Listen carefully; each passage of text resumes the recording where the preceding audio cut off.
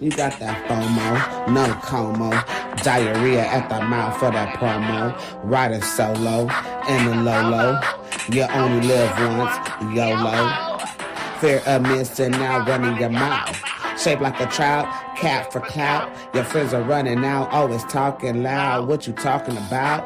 You ain't right just because you scream and shout. You wanna be heard, should've closed your mouth. Lost a bro code, let it go, 304. Waving the fofo, kick in the dough. Unlimited supply, I got much more in your nearest store.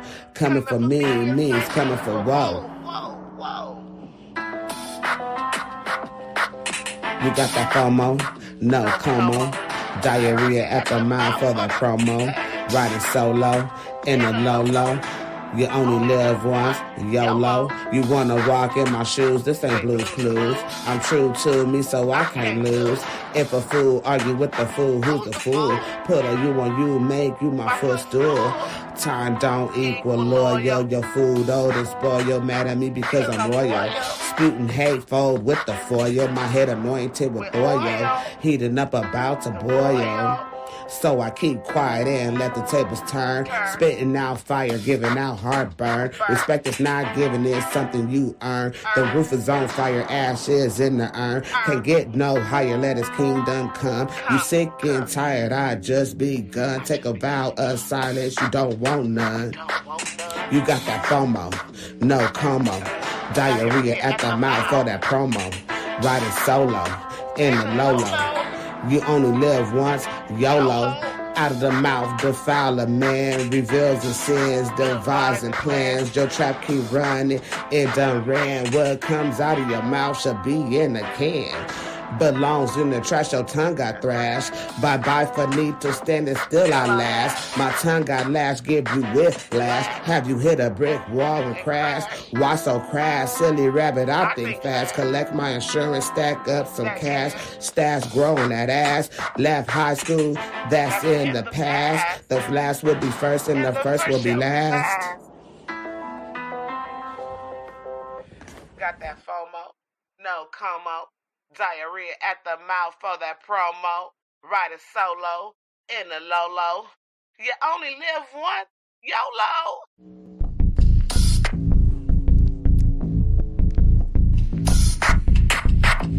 Show good read. Is your kid and bit the forbidden? As it was written, you overbid it. With the heathens, karma is a bitch, so how you living? Pray for my enemies, I'm forgiven. Cast the pearls on hog moms and chitlin'. If it's too hot, get your ass out the kitchen. Finger licking good looking. Doing in the stew, I'm cooking. You psyched out, paranoid and shookin'. Shook the table, fades I'm booking. Get prepared for this ass whooping. Listen to the words being spoken. You were talking, I'm awake and woken. While I'm spitting this, got your spit, got choking. Era of a glance in my world, eyes shut open. Parallel in my mind, I'm chosen. Reverse the time, heart frozen. Antarctica, cold as ice. Casted locks, rolling dice. Mean as nails, I'm nothing nice. They persecuted me like they rejected Christ.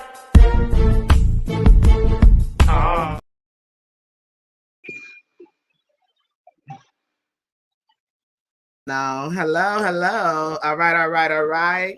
Good afternoon, evening, YouTubers and Facebookers and everywhere y'all can see this live at. Tonight we got a hot show for you guys tonight. We got Goddess on the stage. We will be having some other participants come on. I think we got T. Lachey here now. Hey, Goddess Honest, how are you today? I'm beautiful, divinely guided and protected in yourself. I'm fine. I'm beautiful. I'm happy. T. Lachey, how's everything? Everything is wonderful. How are you ladies doing? Oh, I'm doing all right. We still waiting. Beautiful. Hey, Sheila Shay girl. Hi, sweetheart. How are you? I'm good. I'm good. How you been? That's good. I'm good. Thank you. Okay, so we're still waiting for two other panelists to show up. I do want to go over some ground rules just for the sake of the last show that I did. Um, I just want to let you guys know I will be asking a series of questions to the panel, and then I'll give you guys an opportunity to discuss after each panelist answers each question. And please be mindful, I'm the host, so when I get to talking and trying to get things back in order, just I might have to mute some mics if I have to. Don't take it personal if I do. Tonight's show is about what's our motivation. What is our motivation as women? I wanted an all-girl panel. This time, no men allowed. We got YaYa to the stage. Let me add her. What's up, y'all? Hey, y'all. Okay, Hello. how you doing today? I'm doing well. How you guys doing? I'm doing fair. Beautiful. Good. Tila Shay, I muted your mic because there's a background noise, just to let you know. So, if you want to speak, you're gonna probably have to unmute your mic too. But I will be doing that. Like if I hear any interference or whatever, I will be muting the mics. Like if you guys doing something else, just to let y'all know, okay? So nobody have no ill wills or anything like that. So let's get into it, okay? It's been so much stuff going on in the media and life, but we really want to get to real life and what really motivate us as women in all aspects in our lives, right? So my number one has to be, and audience, if you're listening, you guys could type it in the chat. What motivates you? This is a simple question. I'll start with you, Goddess. What motivates you? What motivates me as it pertains to being in a relationship? Just in general, right now. It's just a general question. What motivates you? Just being grateful every day for life. To wake up every day and be able to be a better version of myself today than I was yesterday. Just the opportunity. Oh, okay. Shoot. What about you, Tila Shay? I would have to say the love, the love of God and all things good, and just life. It is what you make it, and I try to make the best of it every day. Okay. Everything motivates me. It really does. I mean, because, we're going to be teachers of any kind, so when life is changing, people are changing, that's our opportunity to step in, help people. And the sun is good, the light is good, life is good. Like God is say, we wake up every day. So, hey, it's just the love of God and the love of everything good. Life motivates me. Okay. I say. Okay. And I guess what motivates me the most is my family. That's my main motivation, my family.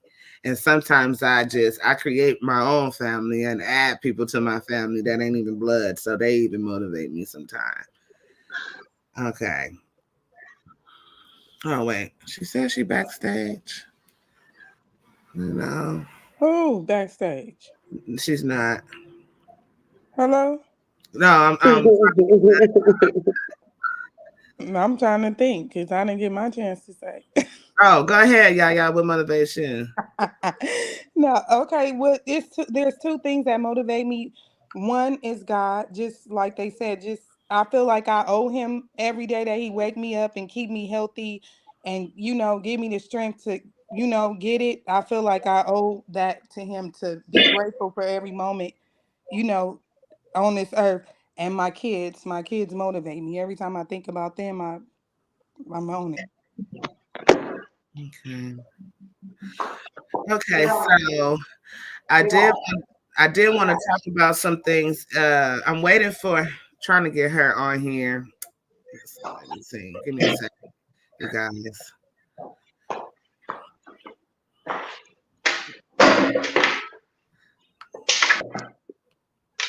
Okay, I'm sorry. It's just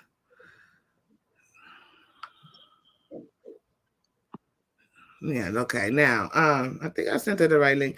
So I had a series of questions to ask y'all because this week has had a theme to it, and I noticed that it's been some relationship upheavals going on this week with different folks. And so, give me 1 second. So I had a couple of questions here. Okay, so now we're gonna get into the relationship part. What do you believe are the primary motivations that drive people to seek a romantic relationship? And I start with you, yeah. Can you hear me? I hear you. Will start with me. Say it again. I said, I said, what do you believe are the primary motivations that drive people to seek romantic relationships? That drive people. Um, Loneliness, or like wanting someone. You said that drive people to seek a romantic relationship. Yeah, just wanting to have a companion or feeling lonely, or wanting to build with somebody. You can also like I want a companion to build with. I want a romantic relationship to build with someone. Okay. And what about you, Goddess Honest? Wait, you gotta unmute yourself. Go ahead. It's an abundance of reasons why people seek romantic companionship, but I can speak for myself personally that I'm in a relationship now, but I wasn't seeking a relationship. You understand? But within the relationship, as Yaya said, I would like to build and really develop or live a spiritual connection. You understand me? Mm-hmm. So that's my motivation for being in a relationship right now. Mm. And what about you, T. Lachey? I can agree. For many different reasons, people seek it, but it's what it means to them. It's hard to kind of say. You got different angles and avenues. Hmm. Okay. And how do you think that social expectations and cultural influences shape our motivations and behaviors in relationship? Was that for me to start with? Yeah. Come with it, Sheila Shay. Come Um, with it. Socially, I think social pressure is more than culture. Culture is something more that you stick to. It is what it is. But we get culturized as black people of being a certain way. And I think some black people do stick to that stigma. But socially, it's a lot. It's a lot from different angles. And that's why I said that people have different angles and reasons for why they seek a romantic relationship. Some people wanted to have somebody on their arm. Some want it for stability. Some want it for love. Some want it for financial reasons because that's what it means to them. But Hmm. I think socially it's horrible. It's a horrible. I really do because it. We as women, unfortunately, have just become so sexualized, and so many women and young women give into that. And culturally, like I said, a lot of us black people, we run with the stigma that's been put on us. I say.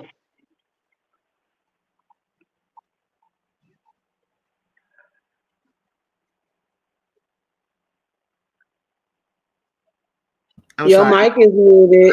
I'm Okay. Oh yeah. sorry. That was wonderful, T. Lachey. And what about you, Goddess Honest? What do you think? What was the question? Societal, social expectations and cultural expectations do to shape our what the heck? I'm sorry, I'm doing 10 million things at one time. Yeah. Uh, Hmm. how do you feel social expectations and cultural influence shape our motivation, behaviors, and relationships?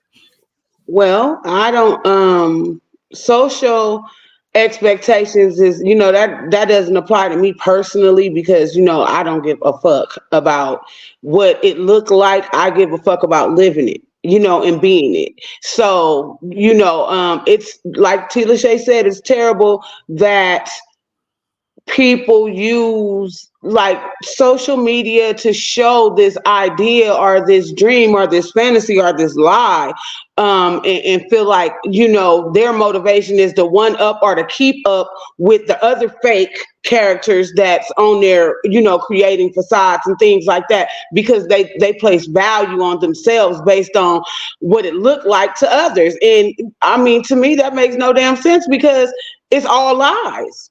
Mm. When you see people and they life in real life, and then you see them on social media, and it's two totally different things, and it's like, what is the point of this?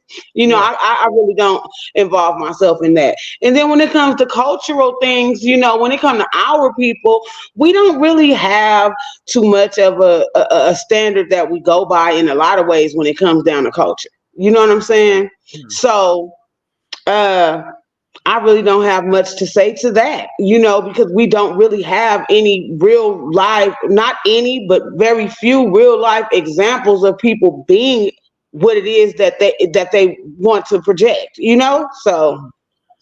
that's my opinion on that. Yeah, yeah. I feel, well, like Goddess Honest said, I do not participate socially, but I think for someone that's less mature, or the kids or the teenagers or the young people growing up, they put it on socially, they make it seem like, everything is about the money, and the whole relationship is, the whole dynamic is about flossing and having money and being what they say relationship goals and all of that. But in reality, that's far from the truth about how a real Hmm. relationship is. A real relationship is Hmm. ups and downs, struggles, smiles and frowns, Hmm. and it's teaching the younger culture, the younger generation, that that's all it's about. So everybody out here looking for a nigga to get him a bag and do all of this, when that's something that you never gonna find to be truthful, because it has to be there spiritually. Mm. Now, culturally, I mean, like as a culture of black people, we really don't have, I'm not gonna say we don't. We get married, some of us are not, but we don't really press that on our own people too much. But other cultures, yes, they get married, and it's a stigma like, oh, you're not married by this age, or you're not in a relationship. It's frowned upon. Mm. Mm. Mm. Um, it brings me to, because I did want to, because I know that a couple of you on the panel have looked at the Risa Tisa situation, and it took the social media by storm. Everybody's looking at it, and I think that the reason why so many people are watching it, because they're trauma bonding behind it. Everybody has experienced, I mean, not everybody, but a vast majority of women have experienced situations like that. So I feel like that particular situation is having an impact on how we view things socially, because it's on social media, of course. And it's spinning a narrative of how certain individuals or certain narcissists or whatever you want to call them may act or whatever. What do you guys think how the Risa Tisa situation and how it will impact us as women? Have any of y'all are you guys familiar with it? I am. Hmm. I'm not. Okay. Let me see if I could bring a clip of it so people understand what we're talking about really quick. Let me see. I really let me see if I can find it real quick, you guys. But yeah, yeah. So what you think about the Risa Tisa from what you did watch and what you did see? From what I did see, was Risa Tisa telling a story that many women have gone through. I Mhm. feel like anybody that feels connected to what she was saying, they Mhm. still lack accountability, because she, from the beginning, she had all the red flags, and that was on her to ignore them. And for Mhm. her to be still speaking about it as if the man did something to her. And honestly, she did that to herself. So anybody that can identify with that, they, they lack accountability. That's my personal opinion. Okay. Oh, y'all. Okay, so she left because I was thinking, right? I only watched a couple of minutes of the video or whatever. I think I watched the first video, but she changed the first video so many times. I was just like, okay, so something ain't right because you keep changing the video. But anyways, because she had to re-upload. I guess she had to re-upload and tell the story again. But I caught it at the beginning. I caught it before it was 52 parts. And once it became 52 parts, I'm like, this is 52 parts of bullshit at this point. Right. All right. So Okay, I watched it, hold on, and goddess, because I was saying something. oh my bad. Yeah, so when she said that that the man was on the phone with people that was his family member, but he really wasn't on the phone with them.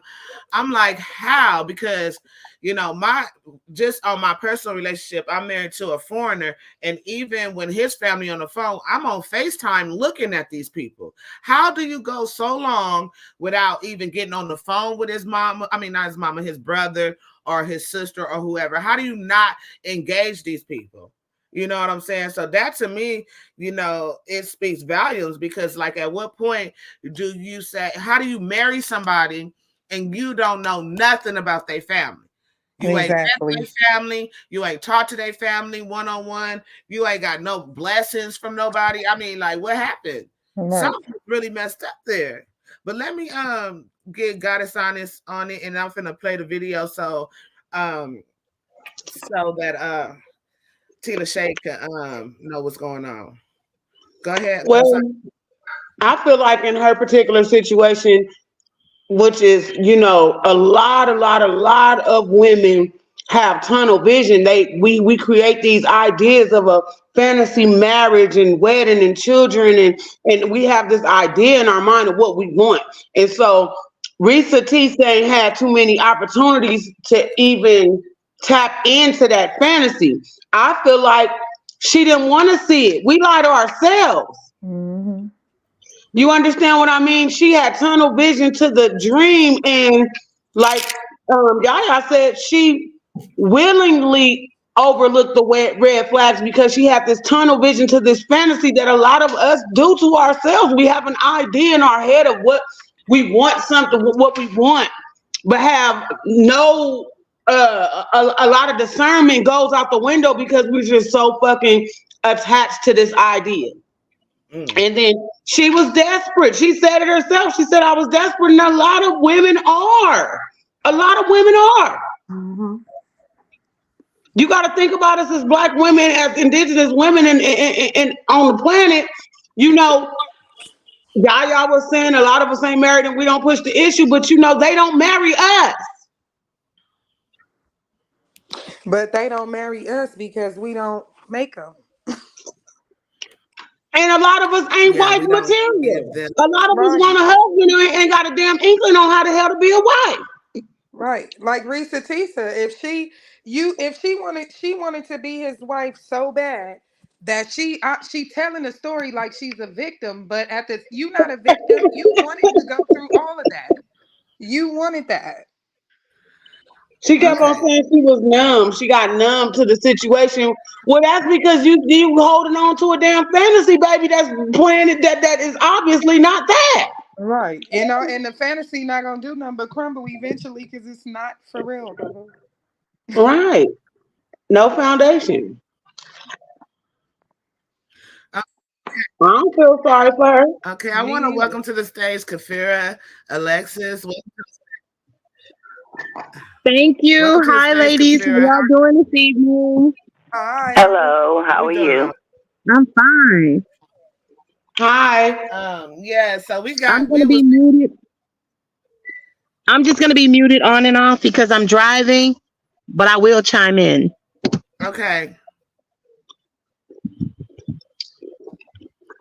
I won't be muted the whole Yeah. show though. I promise. Okay, that's fine.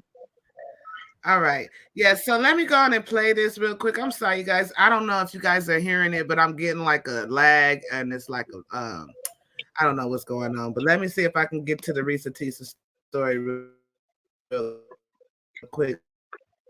Let me see. Let me see. And this one is about 5 minutes. I'm not gonna play the whole 5 minutes. Wait a minute. Well, I can't hear you. You're Wait a minute. I'm sorry. series that I'm calling Who the Fuck Did I Marry?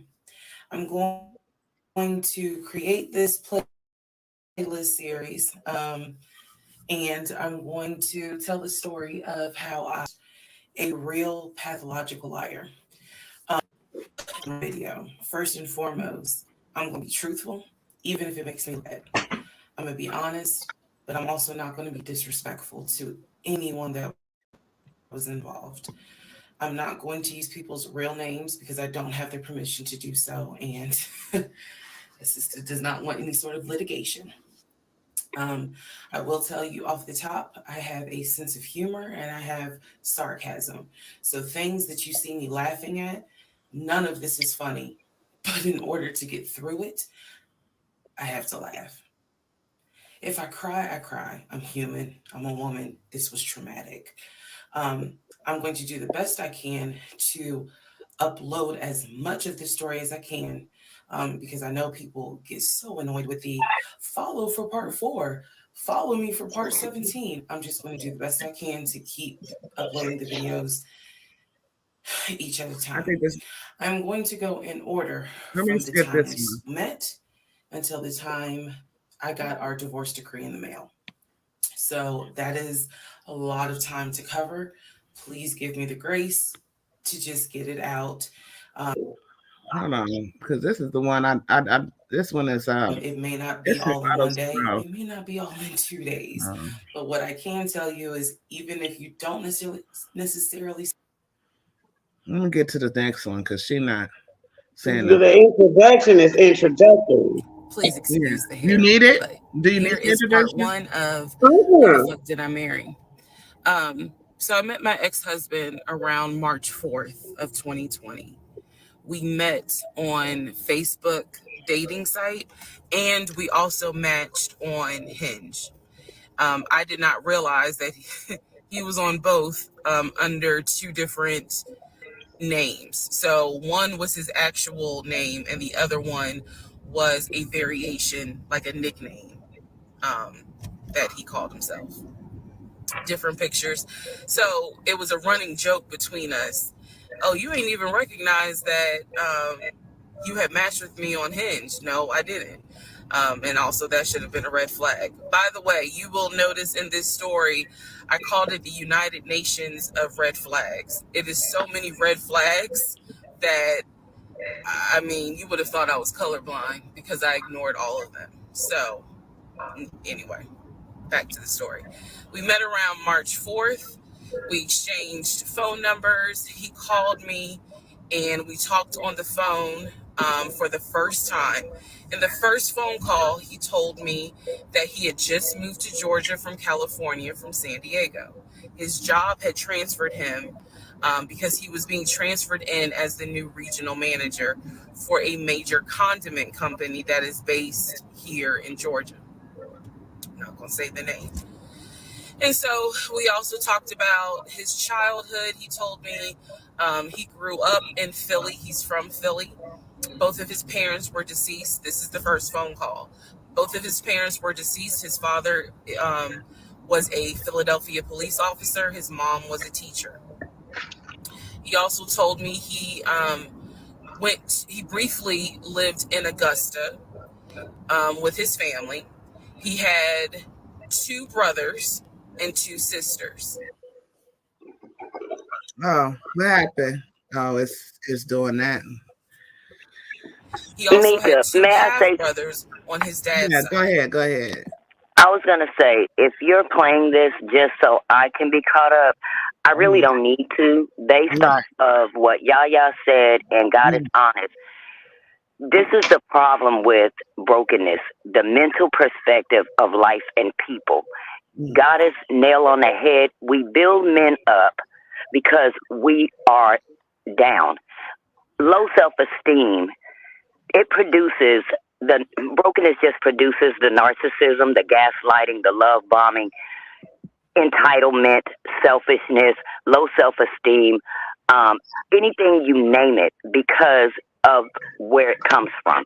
And the crazy part about broken people is that they can always see somebody else's mess but can't see their own. She has herself so put together now about what she's seen, what she didn't see. You can tell what love isn't now, but you didn't know what love was. And that problem is like, Goddess and YaYa both said, this is just everywhere for years, centuries, even before our time. And I think, unfortunately, it will continue to go on just because a lot of people do not believe they are wrong. They don't believe that they are their own problem, that they take themselves everywhere they go. They don't think that it starts with self. It's always somebody else's fault. If this person wouldn't have did that. And I said it before, I'll say it again. Unfortunately for women, if you don't know the game, that is still your fault. It's being ran on you. Period. Put a period on it. And she lands the plane. She lands that plane. Couldn't have said it better, because the baby, I was just like, I just couldn't sit through 52 videos of that, No. Well, I could and I did because I love to study people. You understand me? I'm looking at it from another perspective, and what she experienced is so common. You understand me? And like Tila Shay said, not because of what the man did to her, but because of where the fuck she was with herself. Yep. You looking for this love and this connection outside of yourself. You understand me? To the point where like a mental problem.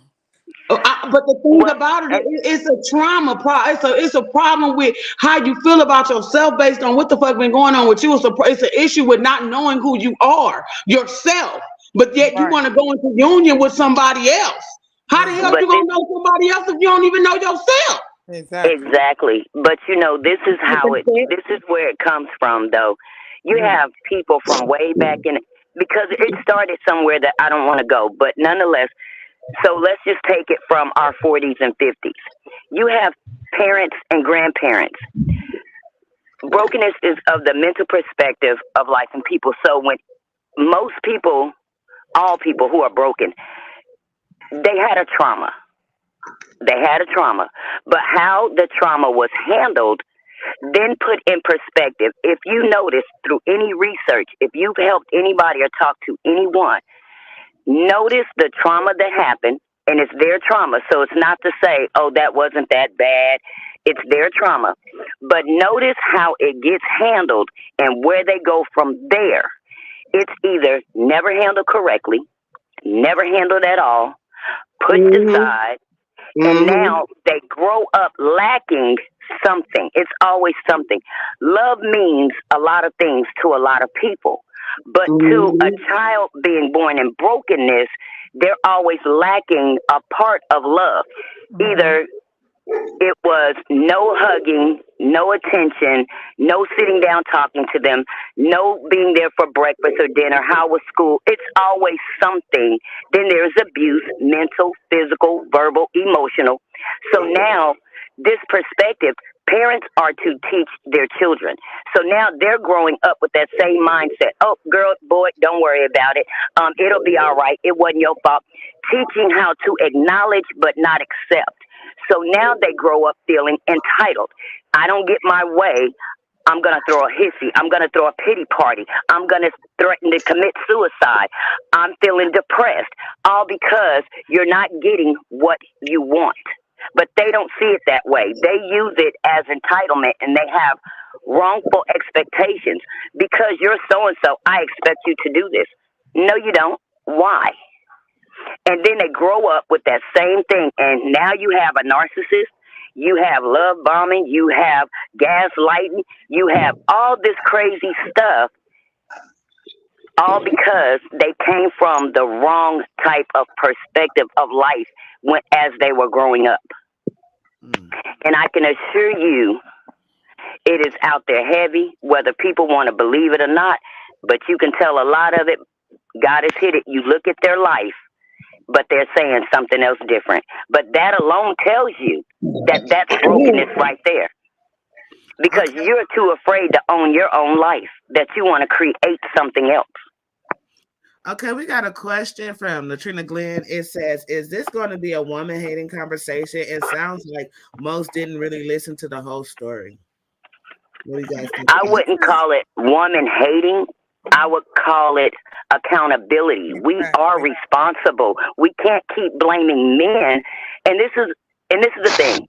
Just because a person can do something doesn't mean they should. So just because men can run game don't mean they should. But at the same time, if we don't know, that is our fault to a technicality, because when you're born into brokenness you don't know any better. But at what point in your life as an adult do you realize I'm part of my own problem? There's no way that I'm going through relationship after relationship and they're all failing. I'm the only one dating this person, so therefore I have to be a part of this problem. This Right. is not about bashing men or women. It's about real life accountability, that people are a part of their own problem. Yes. People will only do to you what you let them. And if you don't know when to say no, walk away, that is still your fault, whether technicality or not. Right. it? And for Right. me, it's not really bashing women, but there's so many women that do this. It's so many people, women and men never address the trauma. They just go from person to person to person, never finding out who they are. So they associate themselves or as with being good or having a statue of I have a man. So they don't care. They know game is being ran on them. But just as long as they can feel like they have a man, because they don't feel like I'm pretty, because they don't feel like I can cook, because they don't feel like I can sing, or they don't feel like I can, do anything else to make me feel relevant besides have a man, I'm gonna let them run game on me and do whatever I gotta do to keep them and keep up this facade. Hmm. Um. So I want to get into this part right here, but it's not woman I, bashing. I wanted to comment on that damn question. I'll go for it. Is it a woman? Is this going to be a women bashing show? Ma'am, just from you asking that question, let me know where you sit with yourself as, because we're talking about accountability. We're talking about acknowledging what's going on with us as far as the reason why we deal with the things we deal with, or accept the things that we accept, or project the things that we project. So obviously it's too hot in the kitchen, ma'am. So you can just go ahead and not participate. Look at yourself, ma'am. That's it. Yeah. So I want to address it. No, it's not a woman bashing, woman hating, because we're all women. This is an I'm a all woman. Shit. we're this is an all woman platform, and it's this the show is what's my motivation, right? So we want to understand what motivated her to even be in a relationship like that. And so then I asked the question previously, like, how do society and cultural norms shape our motivation for relationships, right? So I brought that up, and it's shaped like this is like how it goes back to that old thing where women are raised to get married, and then little boys are raised, or men are raised to put notches on their belt. And so if you don't get married by this age, then you're an old hag. And so it's the pressure that women have on us, like we're supposed to get married, we're supposed to have the white picket fence and the little cute dog and kids and all that stuff. But then this is what threw her into something like that, because of the cultural norms. You get what I'm saying? So we're not saying that we're not hating on her, because she clearly identified that she was desperate. She clearly said that she wanted to do this, right? She wanted to be in a relationship. We're just saying, and she did own up and took accountability. So it's not like, how can we bash her if we're only repeating the same thing that she's already said in her shows? We can't be bashing her, right? It's just, to me, I'm just trying to understand, and everybody is not walking in the same walk she's walking, right? But me personally, I cannot, like, I didn't marry. I have only seen probably like one of my husband's family members in person, but that's because his family is over in another country. But I was able to talk to them FaceTime, face to face, see his mother, see his sister, see his brother. Like, how in a day and age that we live in, that we wasn't in. She wasn't in 2000, 1999 or 2000 when we didn't have this technology at the time. We're talking about 2020 and up. How could you not see or talk to any of these people? He's saying, how every time I'm on the phone and somebody say hi, he can hear you can hear when a person say hi to your spouse. So to me, it was like, how did she get to the 52 videos past the phone calls? Like, it was definitely on her. Yeah, she just wanted a husband. Yeah. But then too, and I was going to go into what Charleston White just said, but I don't know, because Charleston White, he said some questionable thing, because he said that men lie to the women that they love, and they tell the truth to the women that they don't care about. And I'm like, that's just so weird. And he just basically said, if she really wanted to be happy, then she should have believed the lie that he was telling her and just be happy. And I'm like, no, right? I agree. I think she tried to be, but bruh wasn't giving her no act right. Like, I think she wanted to believe the lie and just be happy, but it became overwhelming Her because soul, yeah, her soul because knew the nothing truth. was true. You You know, know it's the like, women damn, I can't intuition even kicks fake this. in. What happened? Y'all know the women intuition kicks in. It don't sound right. It's Yeah, just she something couldn't. about it that Yeah, just she don't couldn't sit right. resist that She part. couldn't Yeah, be. she couldn't I mean, resist that. even if she wanted to believe the lie, she couldn't, because something in you Yeah. tells you that's not right. Mm-hmm.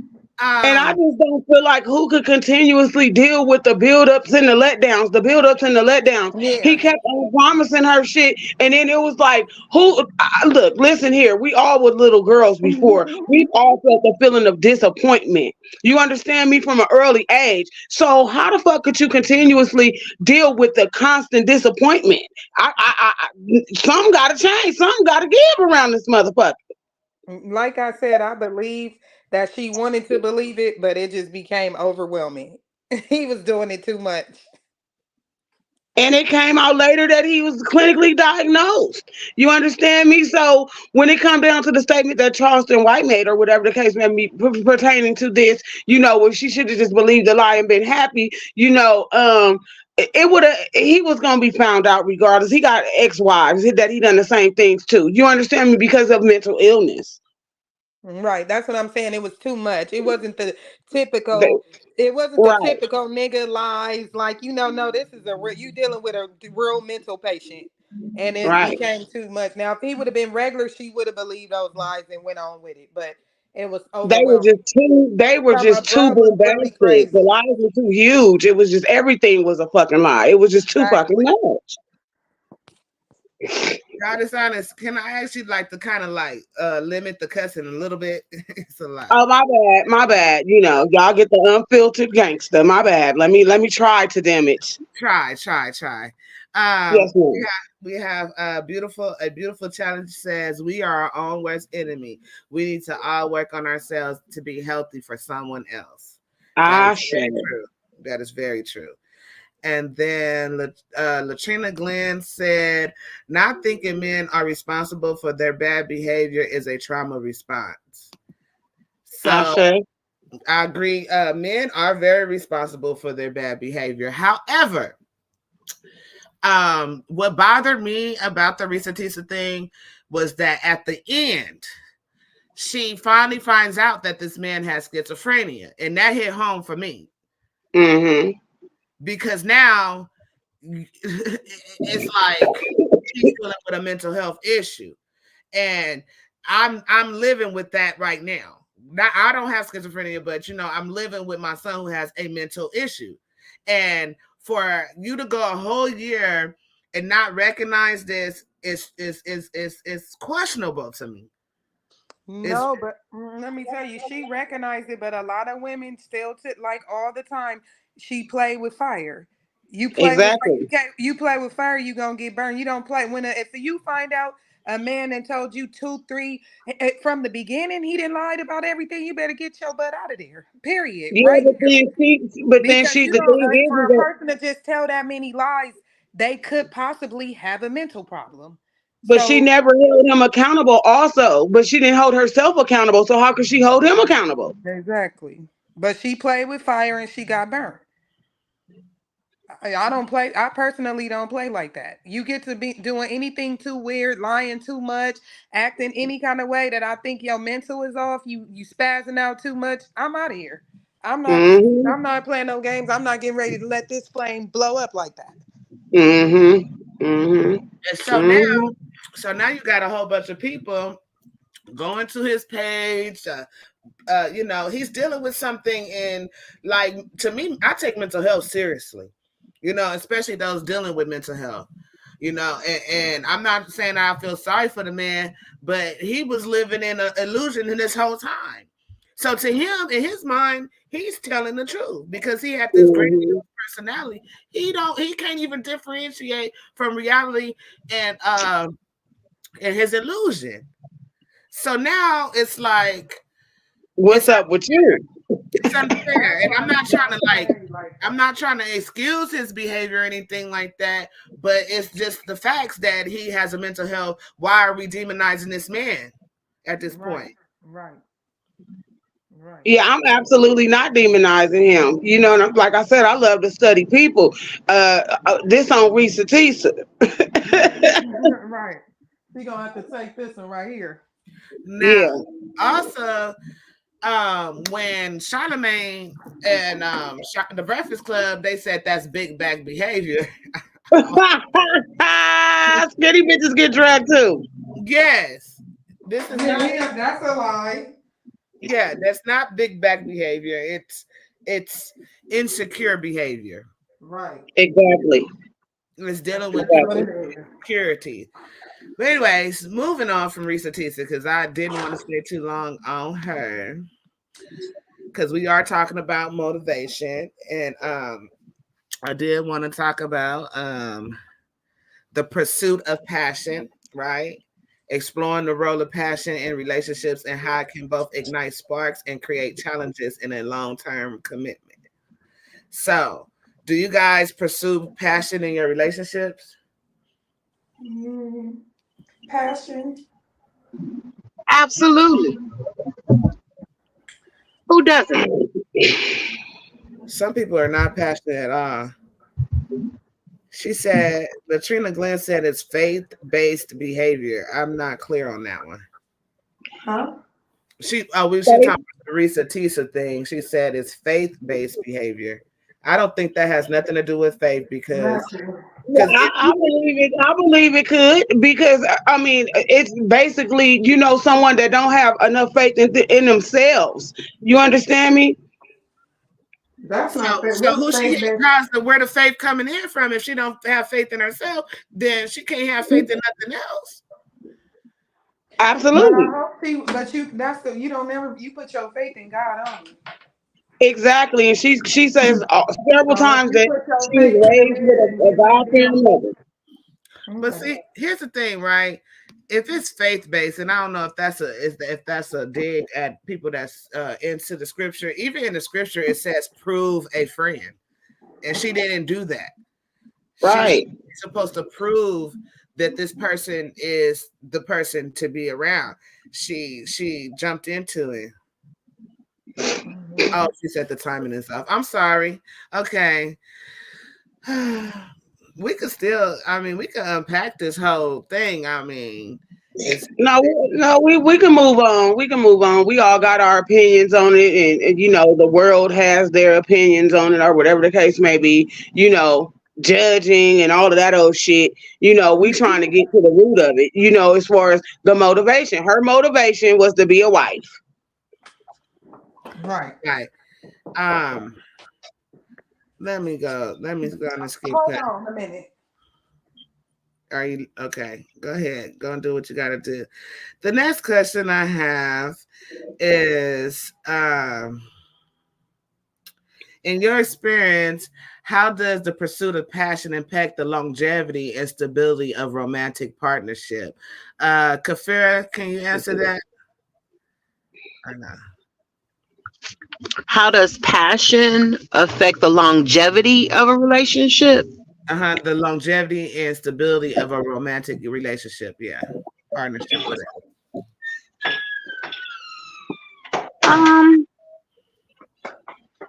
as far as passion goes, in my opinion, it's not just about the physical part of it. Passion can be like what both of you all are interested in, um, how you all feel about certain things, your outlook, expectations on different things.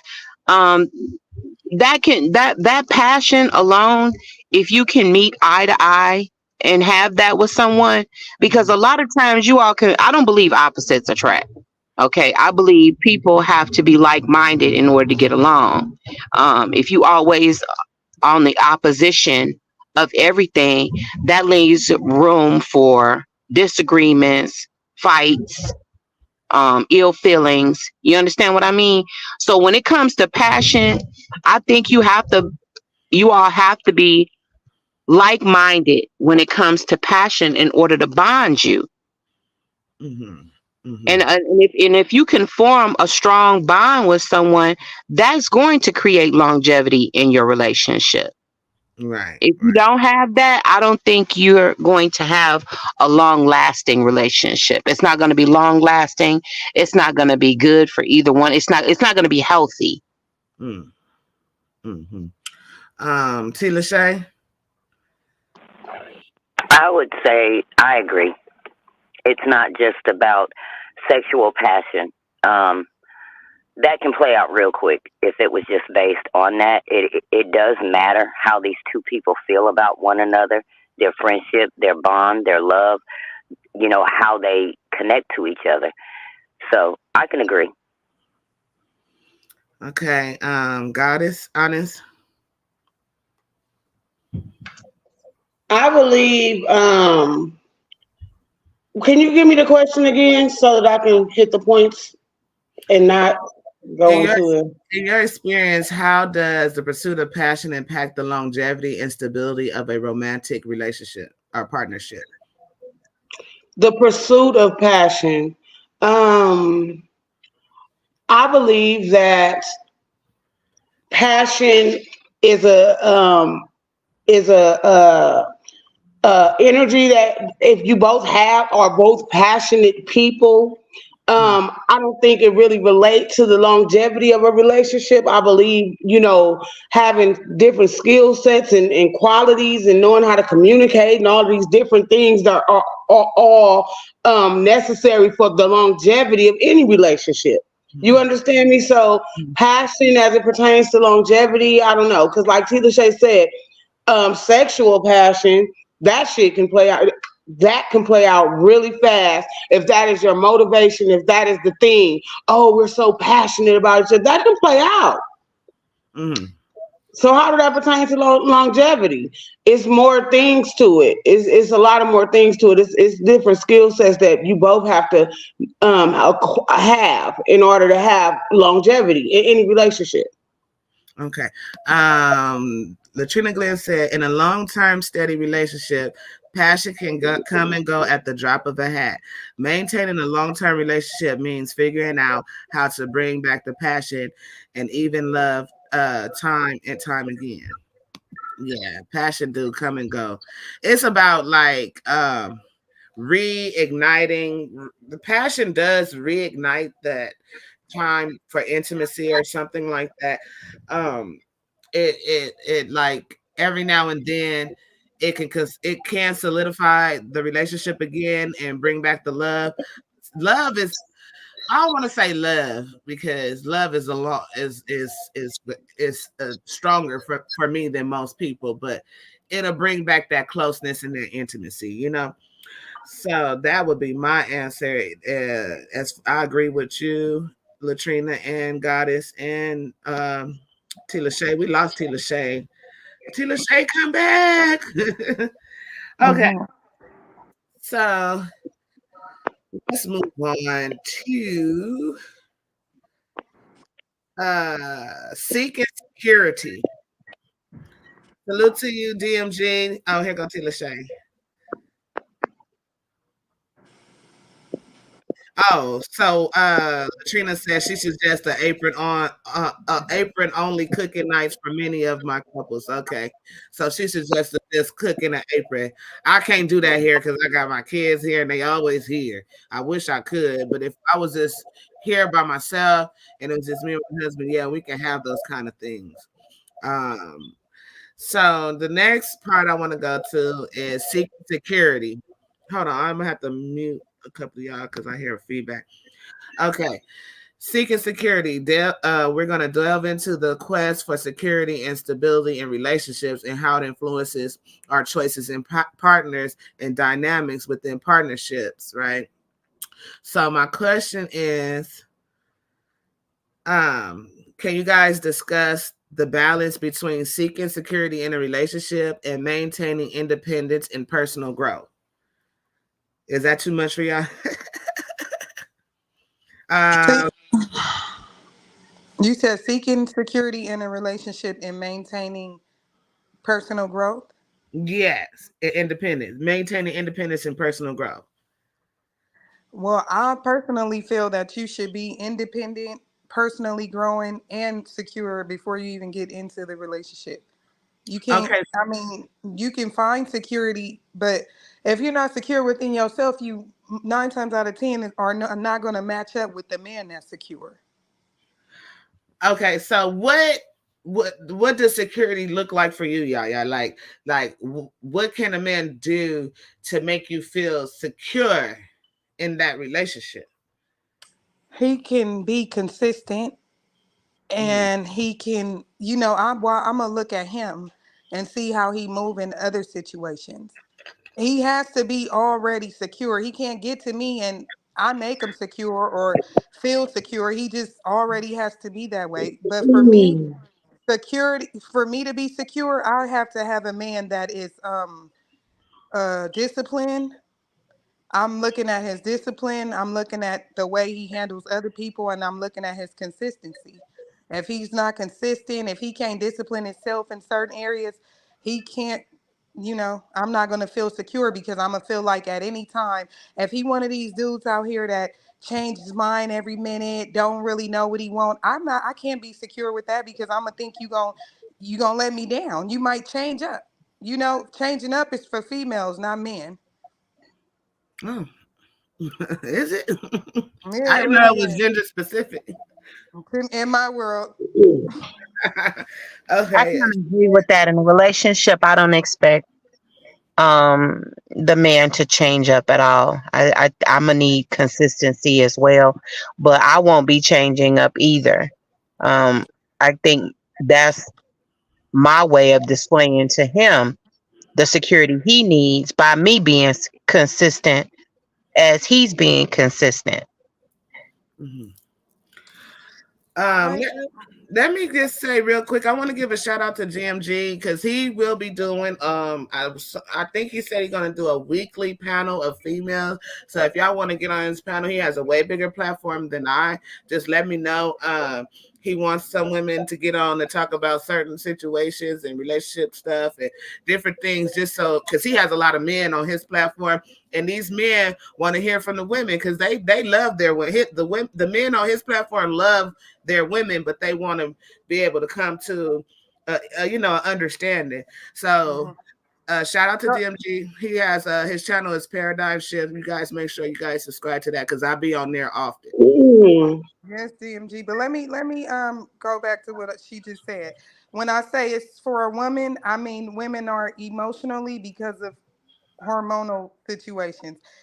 A Oh, okay, woman yeah, I see should what be you're saying. emotional, can be emotional and feel this way this minute, and maybe she'll change it up. You just never know. But for a man, that's not acceptable. Mm-hmm. Beautiful challenge said a double-minded man is unstable in all his ways. That's scripture. Amen to That Hmm. that. is scripture. Yeah. Amen. All right, Goddess Honest. Can you repeat the question?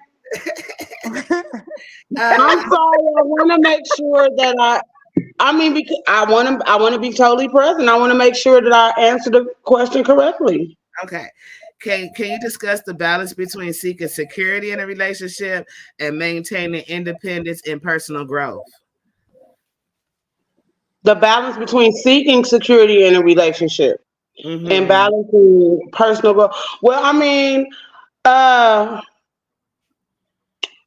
in my relationship, for me, um, I'm not seeking security in a way or not because I'm like secure with my own self, but in sharing my world and intertwining my world with him, it is very important for me for him to stay diligent on his path. You understand me? I understand that I'm on my own personal journey. He's on his own personal journey, and we're merging our worlds together. So it's imperative that I stay present with myself and understand that he's him, I'm me. What he have going on, I can support him in whatever he have going on, and keep him, high vibrational. You understand what I'm saying? And not getting sucked up into the bullshit or getting knocked off of his path. One of the ladies said something about the man not switching up or changing up. Life, we fluctuate. We fluctuate all of the time, but it is imperative to me that he stays steadfast on his game, and that's the type of man that he is off top. You know what I'm saying? I would not be able to be an energetic match to someone who wasn't, because I'm a goddess. You understand me? Which means that I need a divine counterpart. Yeah, and I need someone that I can be the neck to and he can be the head. If the head is unstable, then what do I have to work with? You understand me? So uh that right there, that does give me a sense of security, knowing that he is a man, not a male species, but a man in that way. And me being the woman and staying in my vibe and elevating always, and but staying 10 toes down. You get what I mean? Mm-hmm. Mm-hmm. So DMG says women and children can switch up. Men have to be consistent.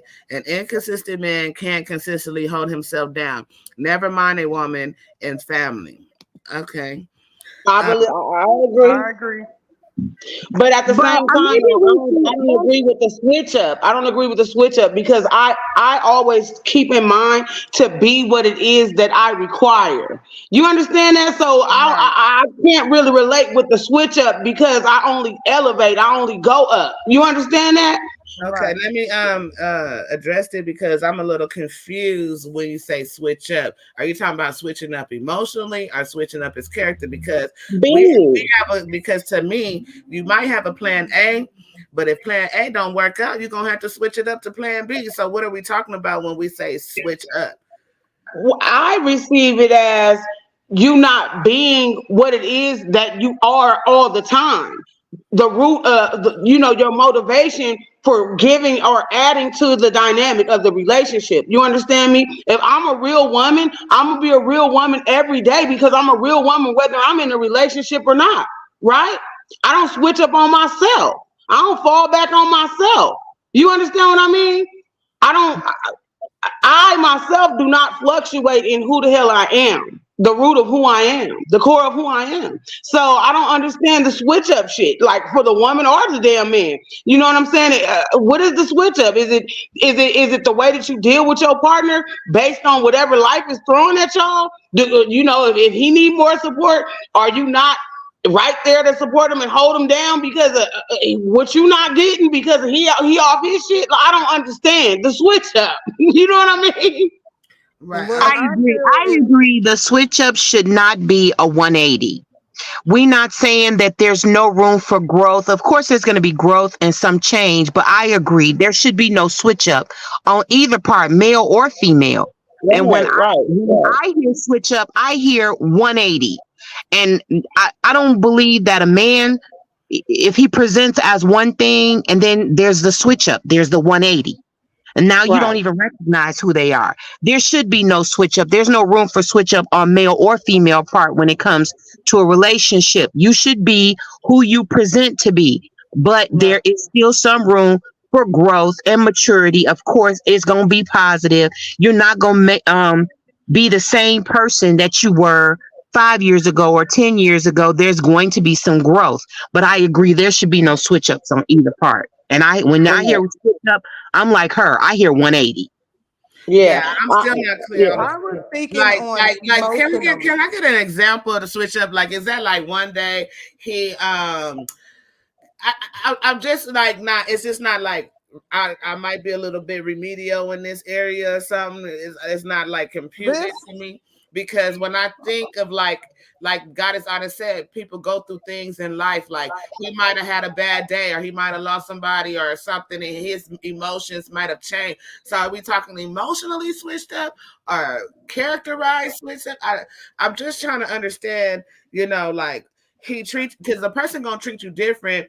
Like, say if he lost a family member or something, he's not gonna be in the mood to be like lovey-dovey right then and there because right. it's grieving. So that to me looked like a switch up, right? I don't know. And I would be inconsiderate of me to be trying to be lovey-dovey even then, but I'm just saying, like, so can somebody just like give me an Yaya, since you brought up the switch up? Can you give me an Mhm. example of what a switch up looks like?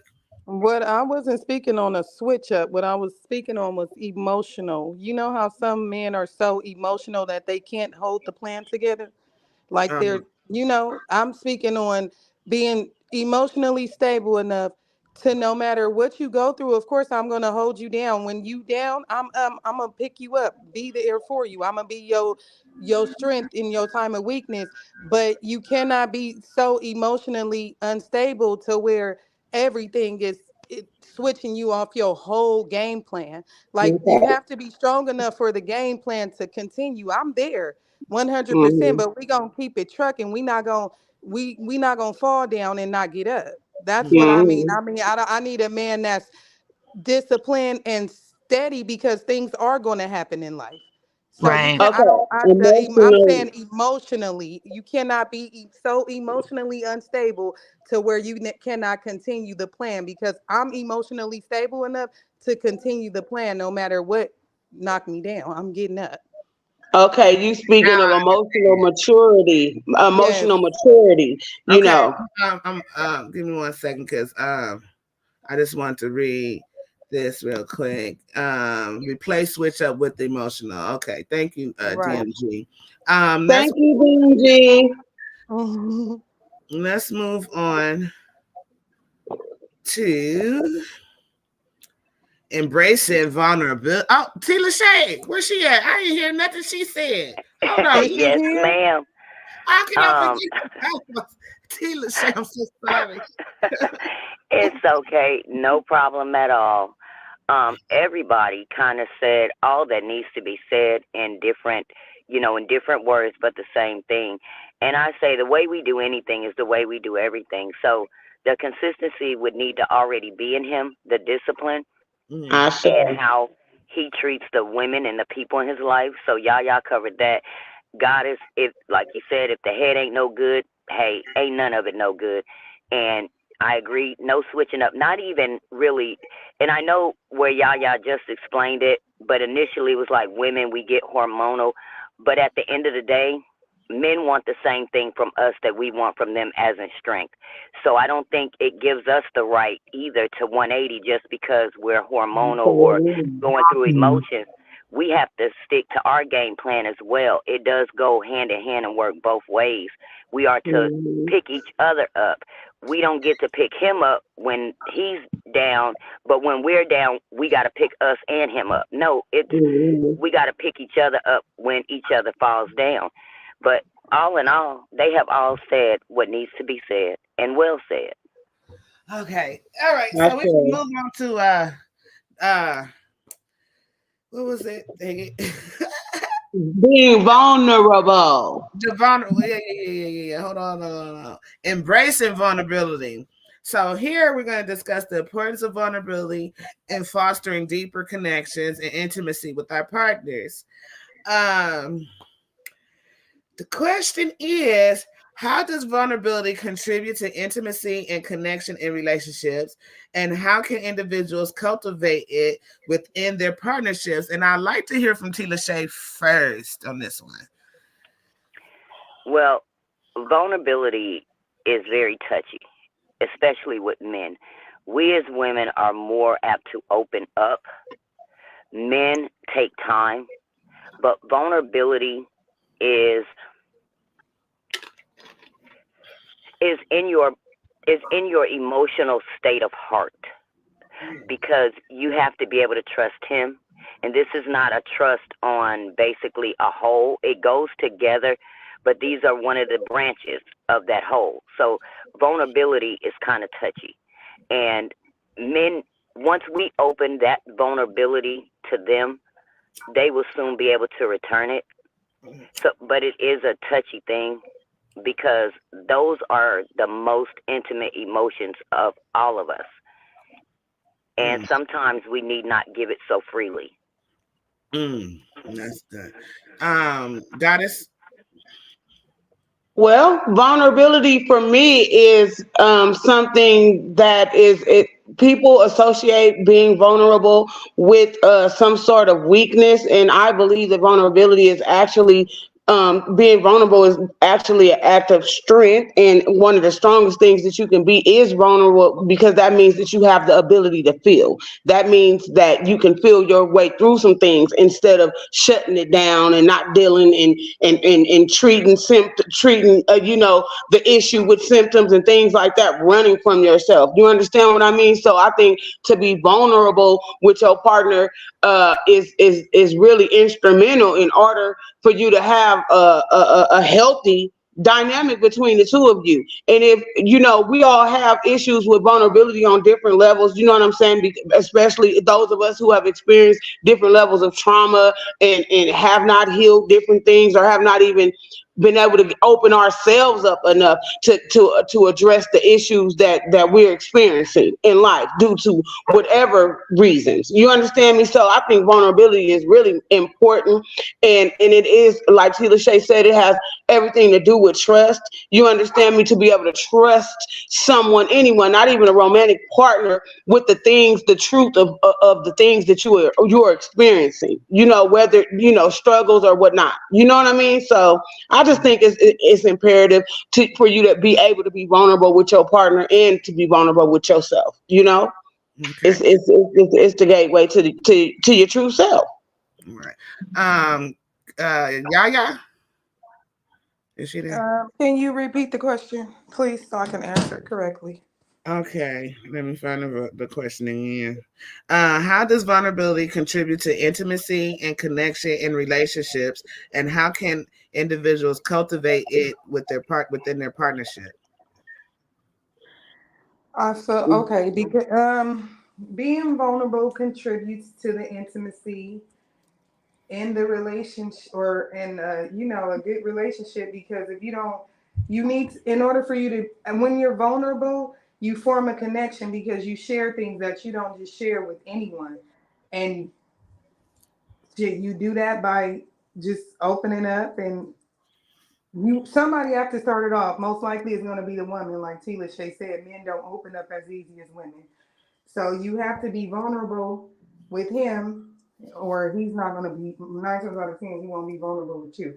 I mean, I just feel like you can't really be with somebody if you're not vulnerable. How Mm-hmm. can you not really truly with them? You just doing you, they doing them. Okay. Kefira. Um, I don't know. I'm a sucker for love, but I just feel like vulnerability is going to be the base of a good relationship.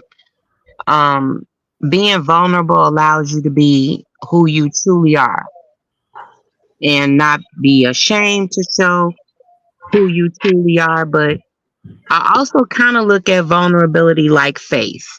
That's not something I play with, and I wouldn't expect anybody else to play with it. Like, if that's the better part of you that you could give to somebody, because it's probably the purest part of you. It's, things we hide, we don't want people to know, but if you truly vulnerable with your partner, then they see every part of you. And I wouldn't play with that, their vulnerability, because I definitely wouldn't want mine played with. So I kind of feel like vulnerability is like faith in a relationship. It's truly not something to be played with. I think that's Um, the core of a relationship. right. Okay. Let me get to that too because I disagree a little bit when you guys say that women are more vulnerable than men. Um, because initially men are being very vulnerable when they even come up to you. Like they're risking it all and they're risking their whole self. They're risking a potential rejection. You know what I'm saying? So I feel like the men usually initiate the vulnerability when they even try to holler at you. A beautiful challenge says, when a man comes to you and open up, you know he's ready for marriage. Um, I don't know.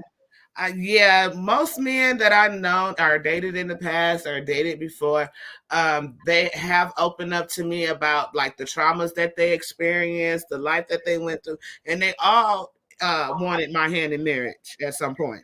So uh men, this is what I hear other men telling me, like my father, my brother, and everything. They love hard. They love what it's like almost love at first sight. So we the ones take our time and try to figure out if this the one. And by the time we figure it out, they done lost interest, and that be the problem because when their first initial attraction to you, and when they come to you in their mind, they already married to you in their mind. And then then it's us who take our time, try to figure out stuff, try to wait till the shoe drop and all that. And then by that time then now the men, they lose, they lose the interest because you didn't. It's like trying to catch a fish. You didn't bite on the hook. You didn't bite. So he going back and he's going to get another fish at that point. This is not my personal opinion. This is just my overall what I heard from other men say.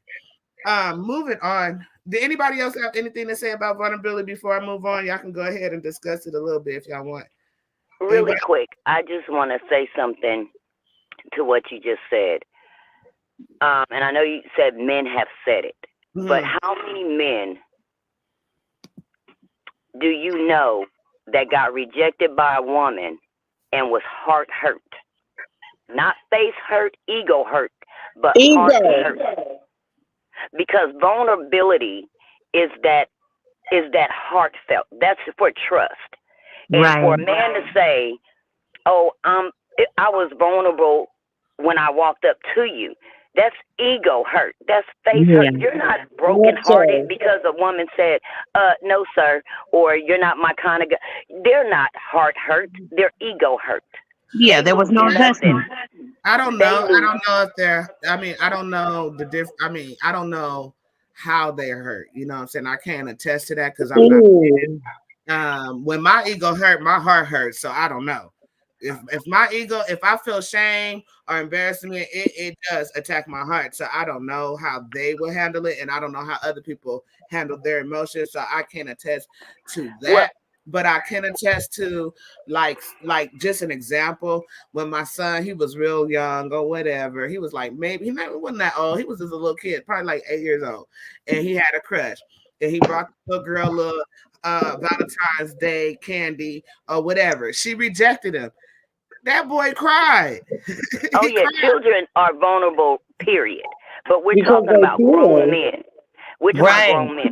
But even Nika, but I had made the comment because you said this is what men were saying. But even for Uh, you, in uh, the situation of example you just gave, when your mm, ego hurt, your heart hurt.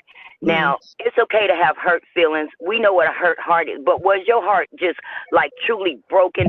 Okay, example. Your ego got hurt and your heart was hurt. But imagine giving your vulnerability, your trust, your true you to someone. What's going to That hurt part. more? Their rejection or your business put out somewhere, your vulnerability? Which going to hurt more? Ooh, I don't know. I can't The even trust, the heart hurt. Yeah. uh to Lachey because uh it depends on who it is too. Like, yeah, if the trust is Uh-huh. broken, if a trust is broken, then yeah, that does hurt too. That hurts. And But I and think it and would hurt more than a ego hurt. You see what I'm saying? That's all I was saying. Is like I feel like when a man said, you know, I'm being vulnerable to walk up to you when you've been dating women clearly for I don't know how long. I just don't see the weight being the same, is all I'm saying. They're not losing anything by you saying, no, I'm not interested. That's ego hurt to me. But to take Mhm. someone's true self of vulnerability and their privacy that they gave you and you were to display that, that to me is heart hurt because you just trusted someone with everything you have in you and they disrespected it. Absolutely. I see my son destroyed because his ego was destroyed. So I I don't know it, but know. I think all children are vulnerable, even us No, when we were I'm talking children. about him as an adult too. Oh, yeah, Yeah, yeah, But because the he had a relationship and the girl always was coming for his ego. It right. completely destroyed him now. Like he's dealing with But like depression and all this other stuff. yeah, So but that I, was different. They were in a relationship. I was basing it on when you said men have said approaching a woman is being vulnerable versus no, no. giving I your vulnerability to someone. No, I don't. Let me clear you up. I said that to me, when a man approach you, it being vulnerable. Okay. Well, Men have that's told what I was me, looking at. men have told me that they love first. Like when they Yeah. first see the woman or Uh huh. whatever the one that they want, and that they like that's gonna be wifey, their heart is already in it before they Right. even talk to her. So I can get that part. So I'm sorry. I was just basing it on walking up to a woman being vulnerable versus true vulnerability being disrespected at the weight of what's heart hurt. That's where I was going. I know your son was in a relationship. That's different because that's the weight that I'm talking about. That kind of weight is different than a rejection of walking up to a woman. He's got true hurt because she disrespected his vulnerability. okay. And with that also being said, isn't that some unrealistic expectations for a man to be walking up to you, meeting you for the first time, expecting Mhm. you to bite on the hook?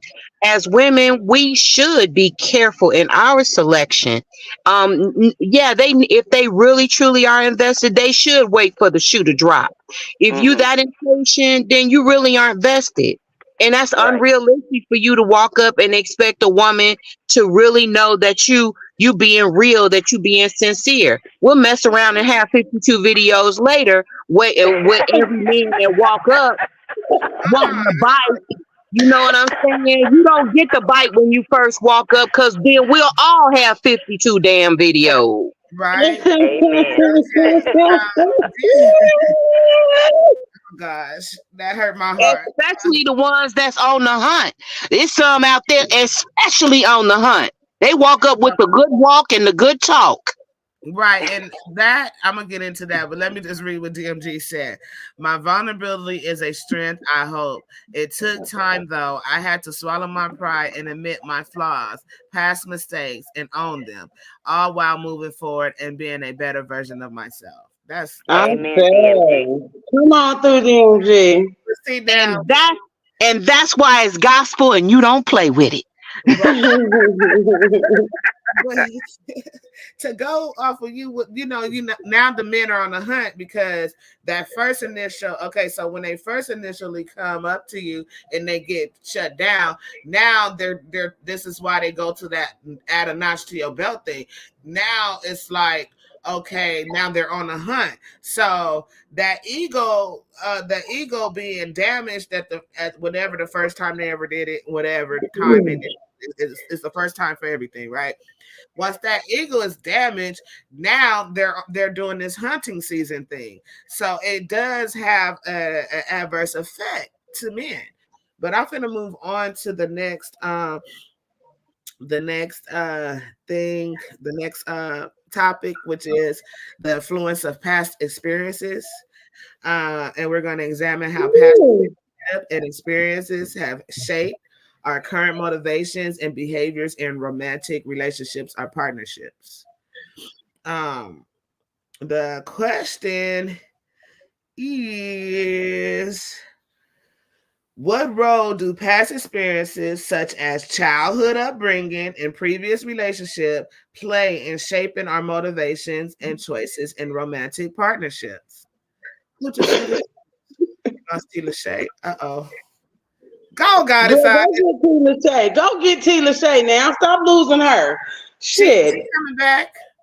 Okay. Well, look, this is something that because, like I said, I like to observe people, and I like to for the purpose of understanding people. This is what I've been experiencing a lot recently in relationship to other women that I deal with in my life. I hear this all the time. Well, when I grew up, my mama always went and got the bag. Well, my first husband used to whoop de whoop whoop whoop whoop whoop.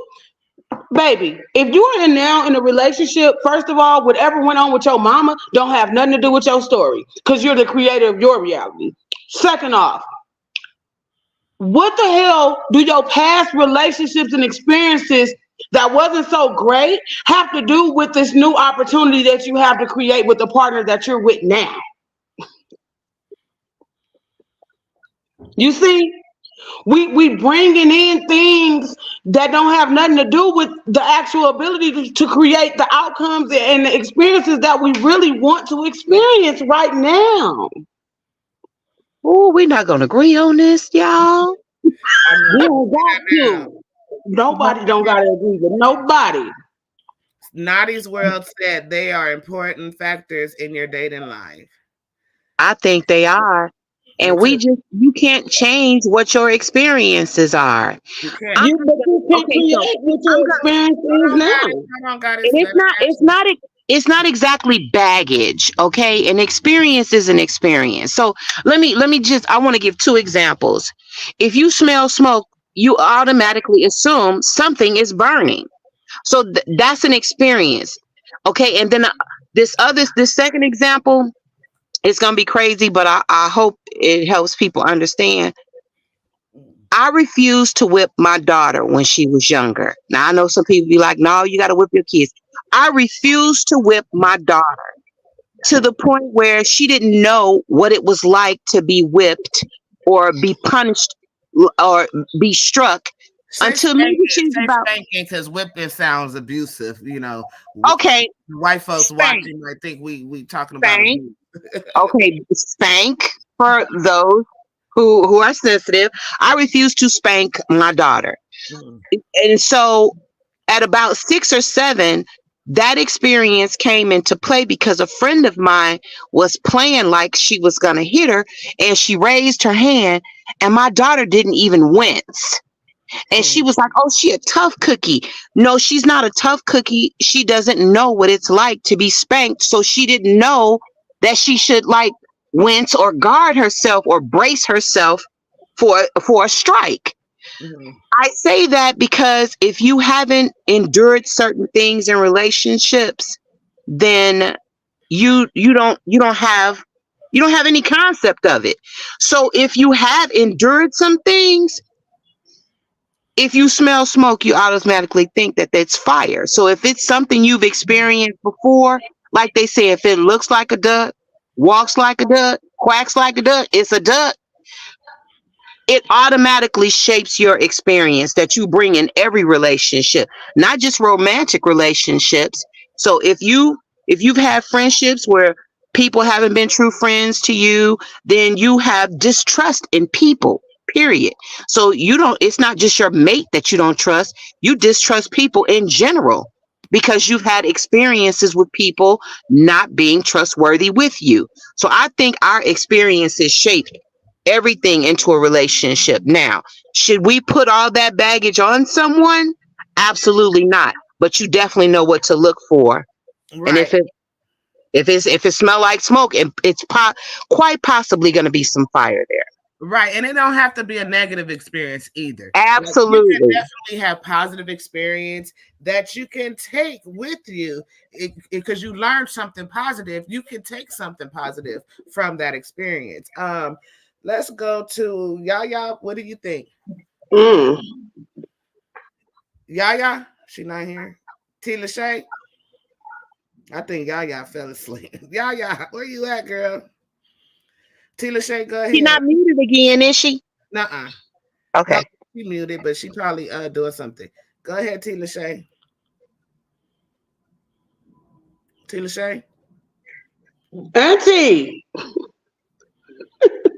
Oh, we lost them both, I think. Tila Shay be back. Go get her back. She's here on the platform. Uh, so the question was, what role does past experience, such as childhood upbringing? Well, when it goes to childhood upbringing, for me, um, my father, right? He was the type of man who, I mean, he is the type of man who, when I walk into the room, he stands up. Whenever I'm in a car with him, he opens my door. Well, he always opens my door. He taught Mhm. he taught me how a man should treat a woman, right? So Mhm. in my relationships, and I don't want to say it's an expectation, but it's a standard. Treat me like a woman. So that's one thing, like a past experience, a childhood upbringing did bring into my relationship. You gotta, that's why I'm just great. My husband is very, very good at that. I didn't even have to tell him. That's one of the reasons why he's my husband, because he did those things just automatically.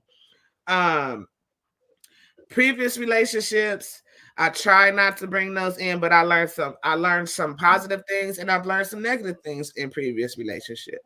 So I tried to how does it say, eat the meat and spit out the bone on those, you know what I mean, and try not to bring it. But I noticed that I do have trauma, and I do have trauma responses. So how it affects my relationship now is that, because I'm able to recognize my trauma responses, I'm able to convey to my husband, like, listen, if you do this, then this is the person that you're going to get. So it'd be Absolutely. for you not to do this. So, like you said, past experiences in relationships can help you grow, learn, and have a better relationship now. It don't always have to be negative. Where do the healing come in at? Yes, your past traumas and things like that, but what are you walking with? Yeah, just because I have a past trauma doesn't mean that I haven't healed from it. It's just that if a person raised their hand at me, I'm hey, I've been in a domestic marriage before. So if a man play with me, like try to choke me or try to do anything physical, and he playing, and don't play with me like that. I Right. don't. And I don't think Right, that's anything we need healing from. That's a trauma that we know we don't want. And I don't need healing from that. Just don't do it. Right. right.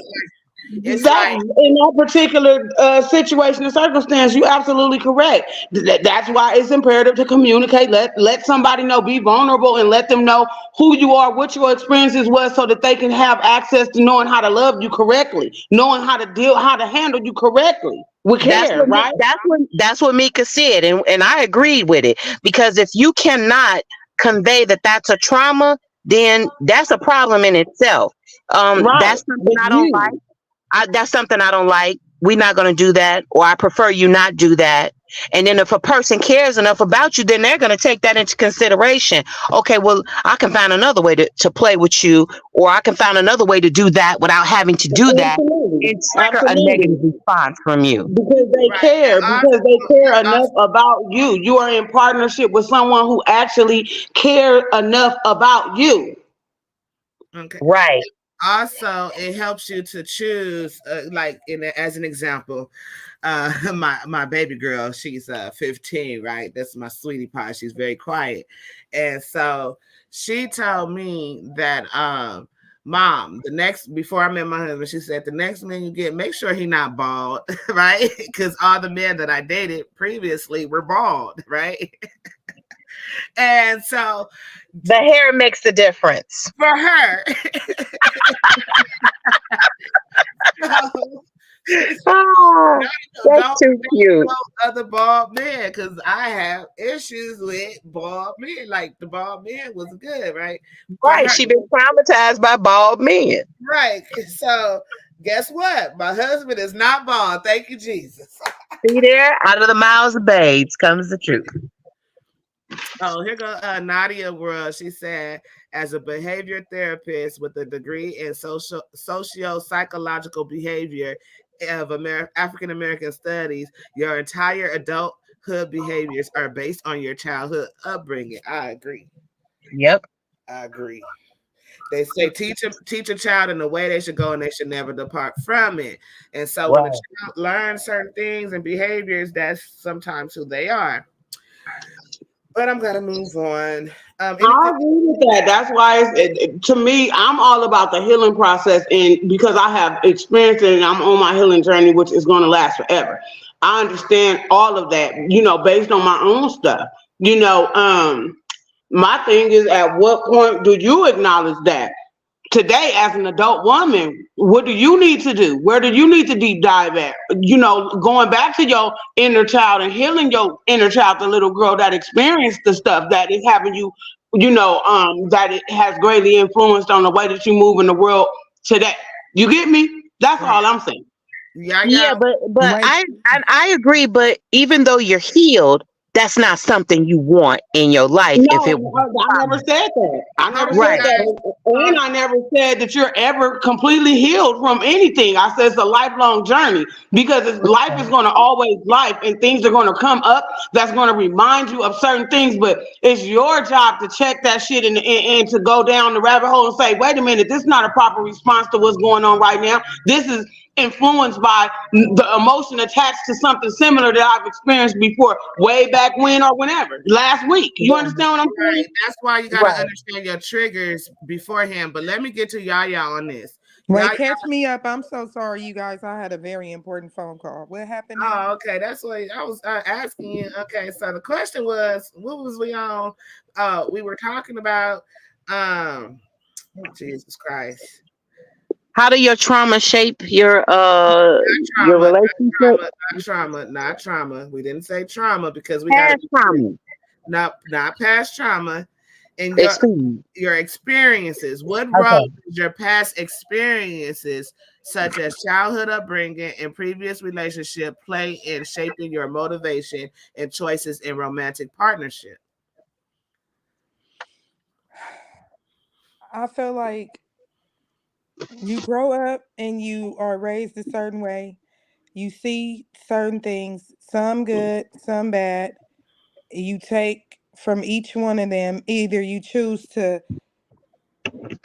well, as far as what, okay, I don't really, okay, I understand. What role does it, say it Yeah, again? what role does your childhood upbringing play in your what role does A your lot, past because when you first start out dating, you basically doing what you've seen, and Mhm, then that's gonna cause you a problem. You understand? Well, depending on how you grew up. mhm. If you grew up in, around trauma, or what do you call it? What is it, like, negativity, not negativity. What's the word I'm looking for? Uh, Toxicity. Toxicity. There you go, boo. That's exactly what it is.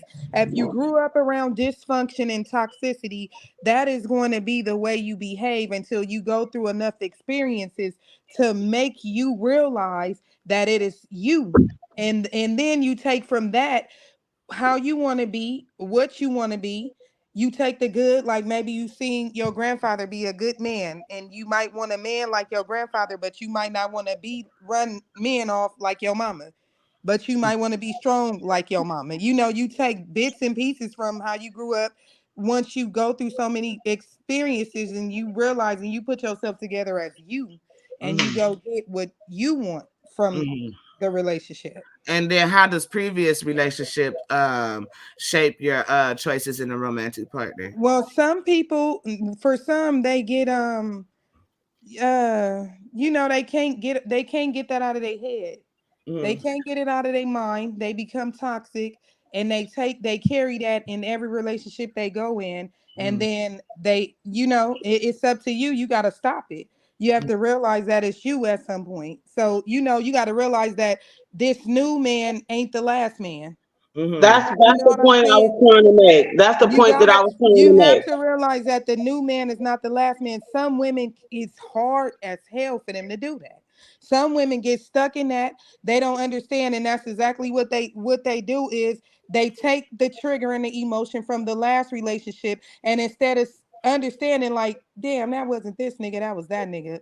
Let me stop They tripping. recreate the same Yeah. Then experience they over and create the over same again experience over and over again. And then with can't, but different if you people. keep going from man to man, you should look at yourself at some point and be like, maybe this is me doing this shit. You know what I'm saying? Like, Right. I maybe I do argue too much, or maybe I, because if everybody's saying the same thing about you, you got to look at it. If you can't keep nothing steady, you have to look at it. Okay. That was good. That was great. Yes, I agree 100%. Yeah, yeah, you on I fire. agree. Sheila I Shay agree. is having some technical situations, but when she come back, I'm gonna get at her about this question. But at the moment, I'm gonna move on to the next question. Exploring compatibility. This is the next segment of the show. We're going to dive into the complexities of compatibility and how aligning values, goals, and lifestyles can impact the success of a relationship. Right. So let me get to the question. How important is compatibility in maintaining a healthy and fulfilling relationship? And what factors contribute to determining compatibility? So first, I'm gonna just ask y'all, how important is compatibility in a relationship? It's everything. Everything very important. It's everything. If Okay. you're not compatible, what is this? It will Okay. Right. never ever work. If you're not compatible, it will not work. Being Right. compatible is like not being aligned. It will never work. Mm. Right. Because what you want to do is you're seeking someone to vibe with, to create a vibe with, and if you're on opposing um ends of a spectrum, then like energetically, spiritually, mentally, emotionally, all of these things are factors in having and creating a healthy dynamic within any relationship, like I said, romantic or not. And if you're not compatible with somebody, that just spells conflict, a conflict of interest, conflict of, energies, mentality, all of that. What's the point of Definitely a indulging in conflict of something like interest. that?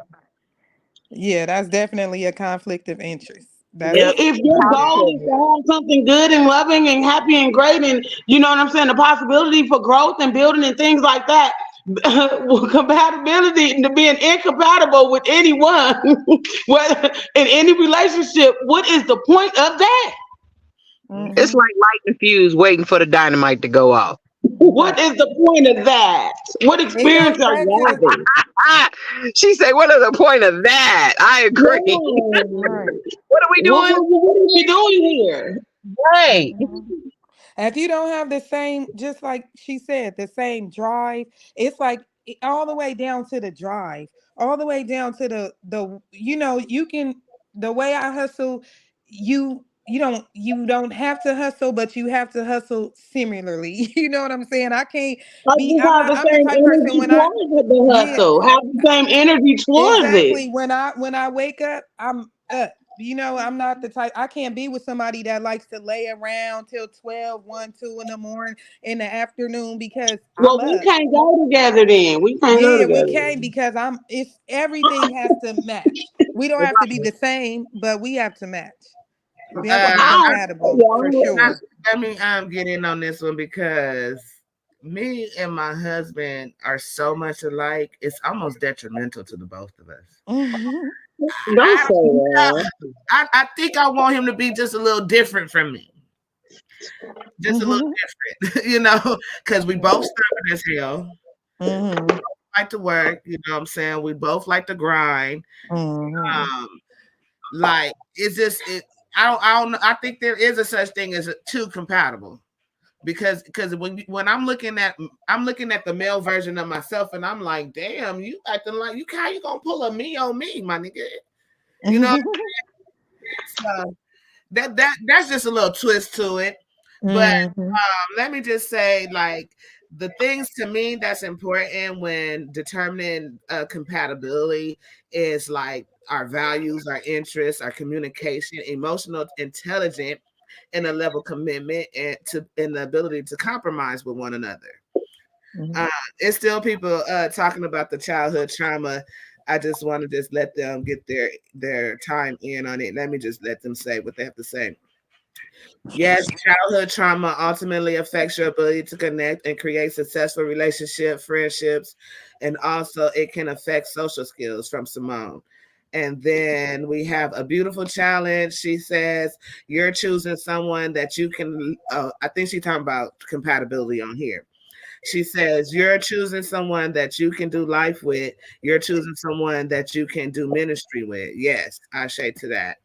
And then Faith Brown says people are often influenced, sometimes negatively, by their past. Yes, they are.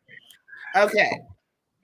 So what I think did we get everybody's answer on that one? But wait a minute, let me say this.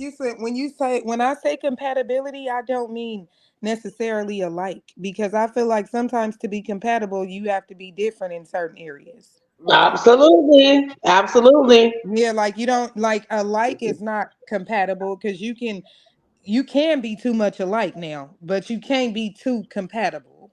Because Right. Come compatibility is being on, man. Come on with it. compatibility is fitting together in a lock. Like it's fitting but your part might have to be different to fit in my groove. Mm, So that's compatible, like when you fit together. But it doesn't mean sometimes for us to fit together, you have to stand different on certain things. Mm-hmm. Mm-hmm. To broaden each other, to grow each other, and to Right. broaden each other's perspectives on different things that we may have walked with and had an idea of what we think of things should be or whatever the case may be off top. When you get with somebody that you compatible with, they're able to tap into something to make you say, "Oh, I never thought of it that way," or "Oh, you're right." You know what I'm saying? We did this would go better this way, even though it's not what I originally, was moving with. You feel me? Right. Right. So yeah, compatibility is somebody who have you're able to connect with them despite your differences or whatever the case may be. You're able to work well with each other and complement each other. Right.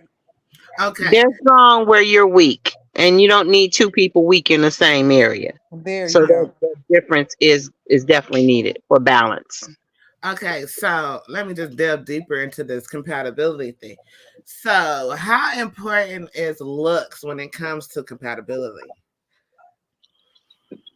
I I don't. used Okay. to think I had a type. Let I me don't tell have you. no type though. I don't think it's. I mean, it's like the way he looks, like his facial features. I don't think that have anything to do with compatibility. But the way he dresses, the way he carries himself, the way he grooms himself, that's compatibility. Hmm. I Like, just if need you to you, wash your ass. I just need you to like water. but that's because you like water.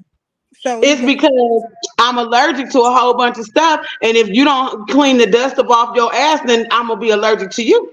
Soap and water. Soap and water. soap and water. You see the fragrance Right. free going. You know what I Right. mean? That's Right. you. Right. Don't sit Right. up around me. And I just love water. Period. That is something that is really fucking important to me. To be a person who cares about your hygiene. That's That's what it. I'm saying. I That's But see, can't that's it. and stand that's this what I'm at saying. all. Compatibility, because you can't mess with somebody who don't care about their Oh no, hygiene, funky but bad. Dirty daddy. another woman could. So it's got to be I can't do compatible. odors at all. Oh, me either. Okay, ladies. And I'm gonna be honest. He don't have to be as fine as a prince, but Mm, he can't be boo I bite you ugly either. Right. mm. Okay. I mean, you know what? Like the space that I've evolved into. I'm trying to tell you for real. I don't know. I probably could be with a booger wolf because the stuff that mattered and that's most important to me really don't have nothing to do with your looks. You know what I'm saying? So Right. I can't say that. I used to have a type. I dated women most of my life up until this now first committed relationship with the male species. You understand what I'm saying? So I used to have a type. Mm. But as I evolve, I don't. Okay, ladies, let me I do want to delve into compatibility, but I do want to address the audience. Right now I want to open up the panel because we're near towards the 2 hour mark. If you guys have any question for any of the panelists or any questions regarding this live, I'm gonna drop the link right now inside the YouTube chat. I don't know if Facebook is going to get it, but I'm gonna drop the link right now so that you guys can come up and speak your piece if you want. It's up to you. If you don't, that's fine. And I'm going to delve way more into this compatibility with some more compatibility questions, and then once we hit the 2 hour mark, I think that should be good, right, folks? Right. I mean, ride the wave. Okay, so I just dropped the link. So if you click on that link, you guys can come in, ask questions to any one of the panelists if as you were watching. So can different, like, say for instance, when it comes to compatibility, right? Can different interests and hobbies enhance or hinder compatibility in a relationship? Who wants to go first? Kefira? I'm sorry, you have to repeat that. I'm back driving. What you say, love? Oh Lord. Can different interests and hobbies enhance or hinder compatibility in a relationship? Um, I believe it can do both. Mm-hmm. You can have some hobbies that are unhealthy, Uh-huh. and that can be a problem for a relationship. But you can also have some hobbies that are healthy. It gets you away, um, get you your own space, your own time, spend time outside the relationship. Nobody Mm. 24/7. Okay. I think you can do both. Um Yaya? I feel the same way. I believe it can do both. It can be helpful and it can hinder. So depending on what the hobby is. Goddess Honest. Could you repeat the question, please? I had booted myself out on accident. Oh, okay. Can different interests and hobbies enhance or hinder compatibility in a relationship? It can do both. It can enhance if your partner is interested in the stuff that they wasn't interested into that you are, and then like and you don't have the ability to try to learn or involve yourself in that. Your openness to it, you feel me, it could make it better. If your partner is into something that take up a lot of time away from y'all that you're not interested in, then it could harm it. It's about balance. This is funny. This was to the other question about the looks. Beautiful challenge said you can meet a man that's good looking. He doesn't have a relationship with God. He doesn't have a job. He is a burden. that's Right. my that's my auntie right there, y'all. She funny. That's Absolutely. true. But That's absolutely she true. is true. It's true. And that's this surface stuff. This, Right. we dating people, we need to know what's going on with their soul, honey. We need to know what's going on beneath the surface. Right. That part. Okay. Oh, this is different. This is deep right here, I think. How do personality traits and emotional intelligence impact compatibility? It does in several ways. Personality traits, you want to be compatible with somebody's abilities. You understand me? To coexist or to co-create in the universe that you guys gonna create together. If the different personality traits, you dealing with somebody who a real pessimistic person, and you're a very very optimistic person. Guess the fuck what? That's not good. At all. What are we doing here? So That's true. it's very important when it comes to compatibility. You want someone who has the ability to co-create with you. They Right. don't have to be no type of certain way at all. They just have to have the ability. And then when it comes to the emotional maturity, it's instrumental.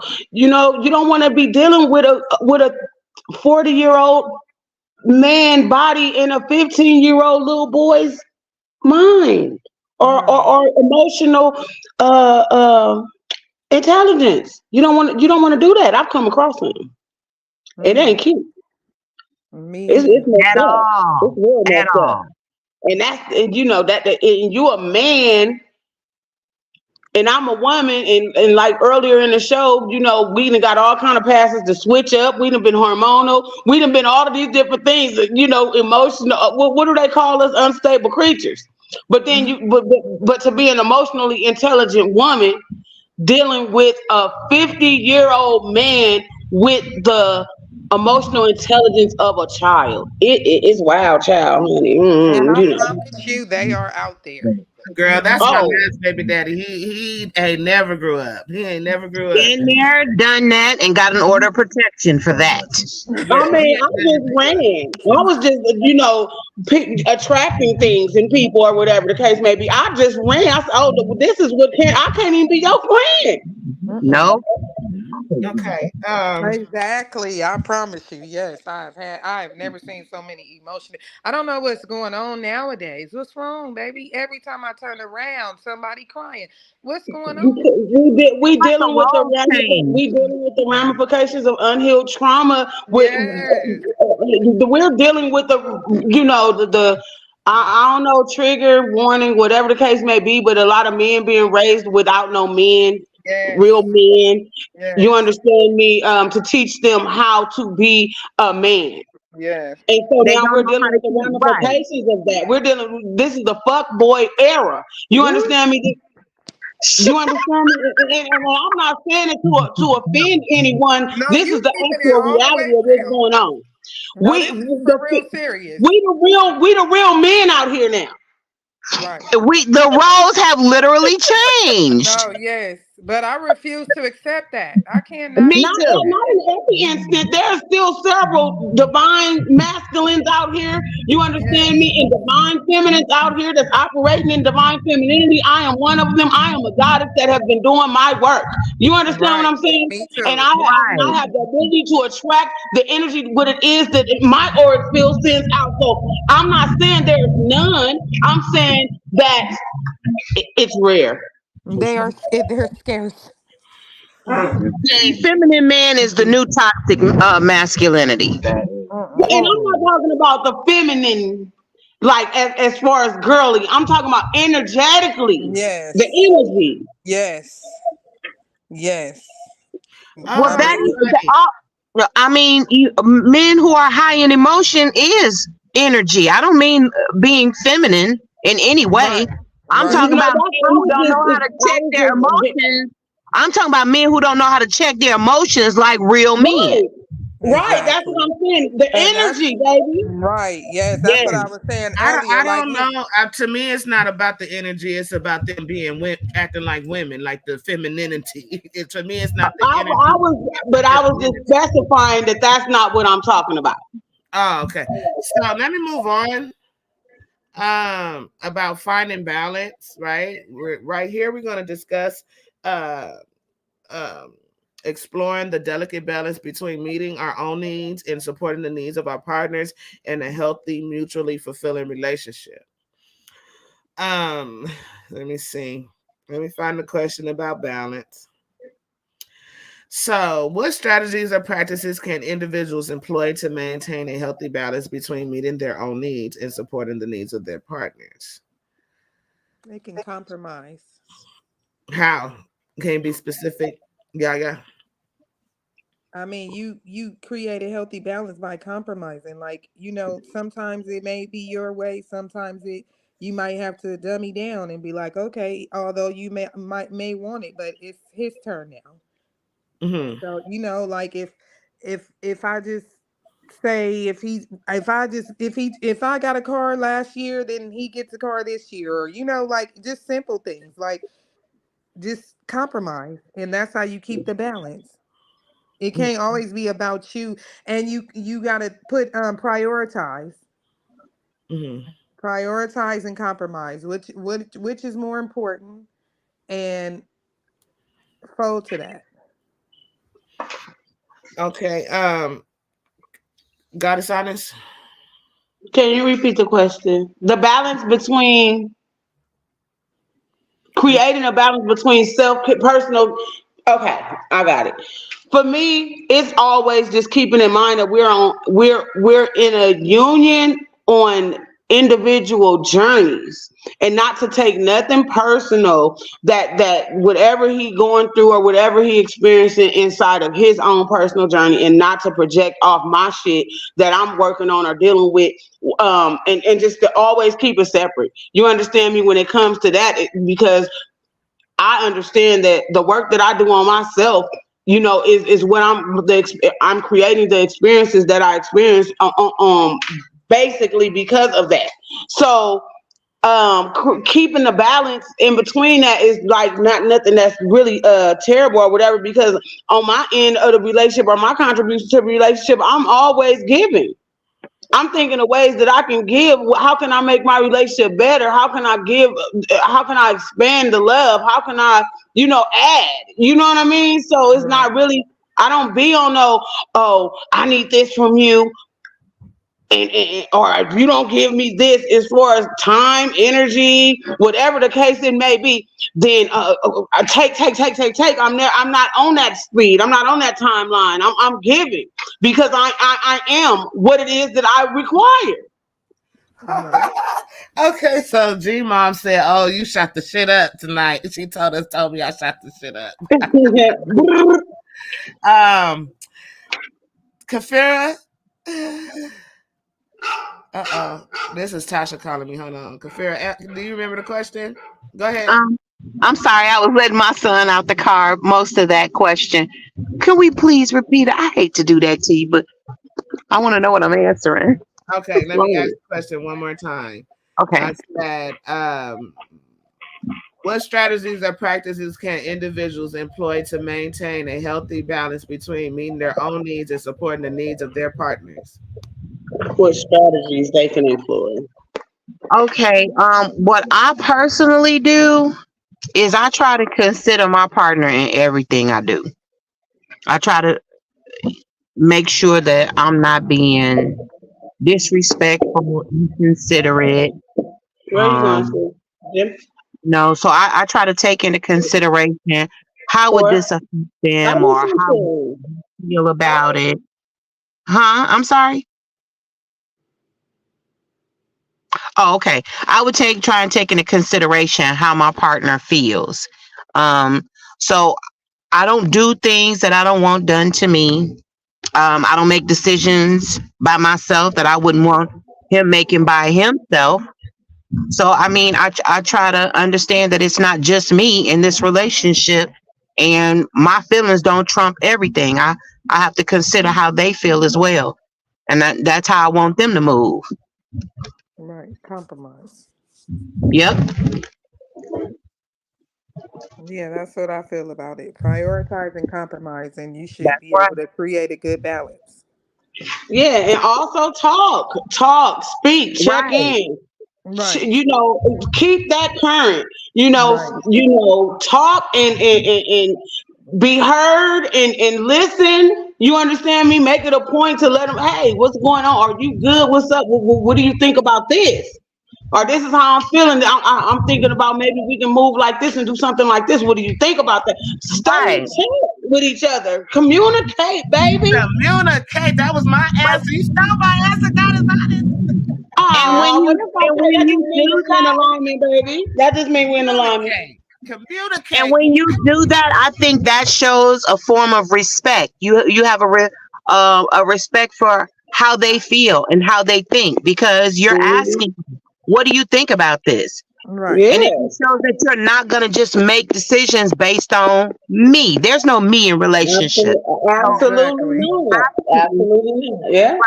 have to Exactly. consider the other person because you're not making decisions for just you anymore. Right. Right. Exactly. And if you Hey, And don't I do don't have that, the no balance is rules. going to be all the way off. It ain't nothing that I'm not willing to do. Hell, shoot your shot. Like Mika. Shoot We your done shot shot. up the club tonight, y'all. They said we got Tina Yeah. Shay back in the building. Yay, Tina Shay back, Auntie. What you doing? Where's my Can you auntie Tina Shay at? Go get my damn auntie. She right can here. y'all hear me? We Yes. hear you. Okay. I had an issue, ladies. I'm so sorry. I did come back, but Thank Mika couldn't you. hear me. And yeah, I had to go take care of something. You good now? I'm glad I'm you're back. sorry. I'm glad you're back, honey. Yes, ma'am. So we was So talking. I know that I missed some good stuff. It's Yeah. okay. We've been holding it down. I believe that. I believe that. You're gonna be proud of me when you run it back. Yeah. Try Yes, run it back. Right. without you, but so the last question we had, well, I have two more questions, but I'm going to just give you the last question I just asked, which was how do we maintain a healthy balance um uh between meeting our own needs and supporting the needs of our partner. You said, how do you create that balance? Yeah, like it says, what strategies or practices can individuals employ to maintain a healthy balance between meeting their own needs and supporting the needs of their partner? Hmm. I think we got communication out there. How Hmm. Mm-hmm. other strategies or practices? I think that's the only one. I mean, it's key to everything else. Yeah. And making sure but the needs have to be true needs because some people do consider certain wants a need. So as long as that need is identified as a true need, communication. And prioritize. That's the need. And we have to respect effort. It may not always meet our expectation, but did they truly put forth an effort? Mm-hmm. We Right. have to Exactly. Yes, respect ma'am. the efforts as well. Mm-hmm. Yes, ma'am. Right. Absolutely. Right. Um, It does matter. that all of those, Yes, it does. and I think like just like setting aside time, you know what I mean? I guess that goes into prioritizing to where you have that time to communicate or Okay. whatnot. So is it needs of a relationship or need as in the means of everything? Because see, what I took from needs was our own, Yeah, meaning our own the things needs. that. Okay, but are these relational needs? Okay, Right. so Because we're trying to balance our own needs and their own needs with in the right, but I Yeah, as mean, is it too? individuals inside of the unit, mama, like taking care of you are you. I understand that I'm on my own journey. I understand that he's on his own journey. How do you balance out being mindful of not getting sucked up into the others' needs for real, not morphing into their shit, but prioritizing you being on your own journey and working on yourself, allowing them to do so, and also prioritizing you guys as a unit at the Okay, same because time. when she was talking about needs, I thought it was more of like a financial need, like you need things. So this is a relational need, the things that you need. Yes, communication is that it's still that tree with different branches, but it does start with communication. Right. right. Okay, so Yes. I'm gonna move on to the next question because this is about self awareness. Wait a minute. Okay, so we're gonna talk about the power of self reflection. Reflect on the importance of self awareness and personal growth in cultivating fulfilling relationship with others. The question about self awareness is, how can self awareness and personal growth contribute to building stronger and more fulfilling relationship? Woo! Come on, Tina Shay. Well, okay. So you said how can self awareness and what? Personal growth Hmm. contribute to building stronger, more fulfilling relationships. It contributes greatly because if you are aware of who you are, you'll also be aware of who you invited into your life. Mm. It won't be as hard to combine the two because we are still individuals in a relationship. We have our own independence. And so, with that on personal growth, I think that two can grow together and still be separate. That foundation starts with the self awareness because if you can turn a mirror on yourself, not only is your heart loving and understanding, but it shows the love for your partner that you're willing to do the work within you as they both grow personally. It makes a person feel like they're not judged. It'll make them feel like they're understood and it's coming together. Mm-hmm. Yaya. Well, self-awareness and personal growth. Let me think about the question. Okay. Well, I feel like when you're self-aware, you're able to see where you're going wrong at in certain situations. And you're able to, and you have personal growth, you're able to change those things, which in turn is going to make your relationship with everybody, your kids, your family, your husband, whoever, better because you're going to be a better person. Your approach is going to be different. Your understanding, your outlook on things are different. So when you're able to see yourself and be aware of what you do, you able to change. If you're not self-aware, there is no personal growth. So self-awareness is first, and then the personal growth comes in, and Mm. that's gonna make your relationship better with everybody. Hmm. And I say to that. And then God is honest. I believe that I call it for myself. I call it radical self awareness. That's the energy I'm operating in because um, I know myself very well. Like I'm my best company. I'm my best friend. I don't play about me. So in order for me to experience the experiences that I want to create, I have to be aware of who I am at all times and what's going on with me. You understand me? A lot of times we get, have experiences with people and we don't understand that we tap into stuff. We may have gotten at them in a way that made them feel some type of way, but then we get upset how they handling us. You know what I'm saying? If you was aware of how you're coming off or the energy that you're projecting out, then you're able to now create what you want to experience versus just going along with the get along. You know what I mean? And then not being able to address the things that you need to correct within yourself. So when you're radically self-aware, then it makes you which is understanding yourself. You are able to better understand others, everyone around you. Okay. Kefira. Um, I feel the same. My self-awareness led to a lot of growth. Mm-hmm. The way I do things, I had to change. There were some things that I had to change. Mm. Um, Mm-hmm. based on some past relationships. I have up walls. So I know these walls exist. Oh, you It's gonna do that not, on camera? You gonna do it's that not on camera? fair to put somebody on the other side of the wall if they don't belong there. So instead of assuming, I need to ask things like that. Um, talking things out instead of holding it in until the last minute. You know, those were things that I found to be personal growth, where I feel sometimes a guy had to say it. It had to be said rather than I need to watch those actions. Mm. You know what I'm saying?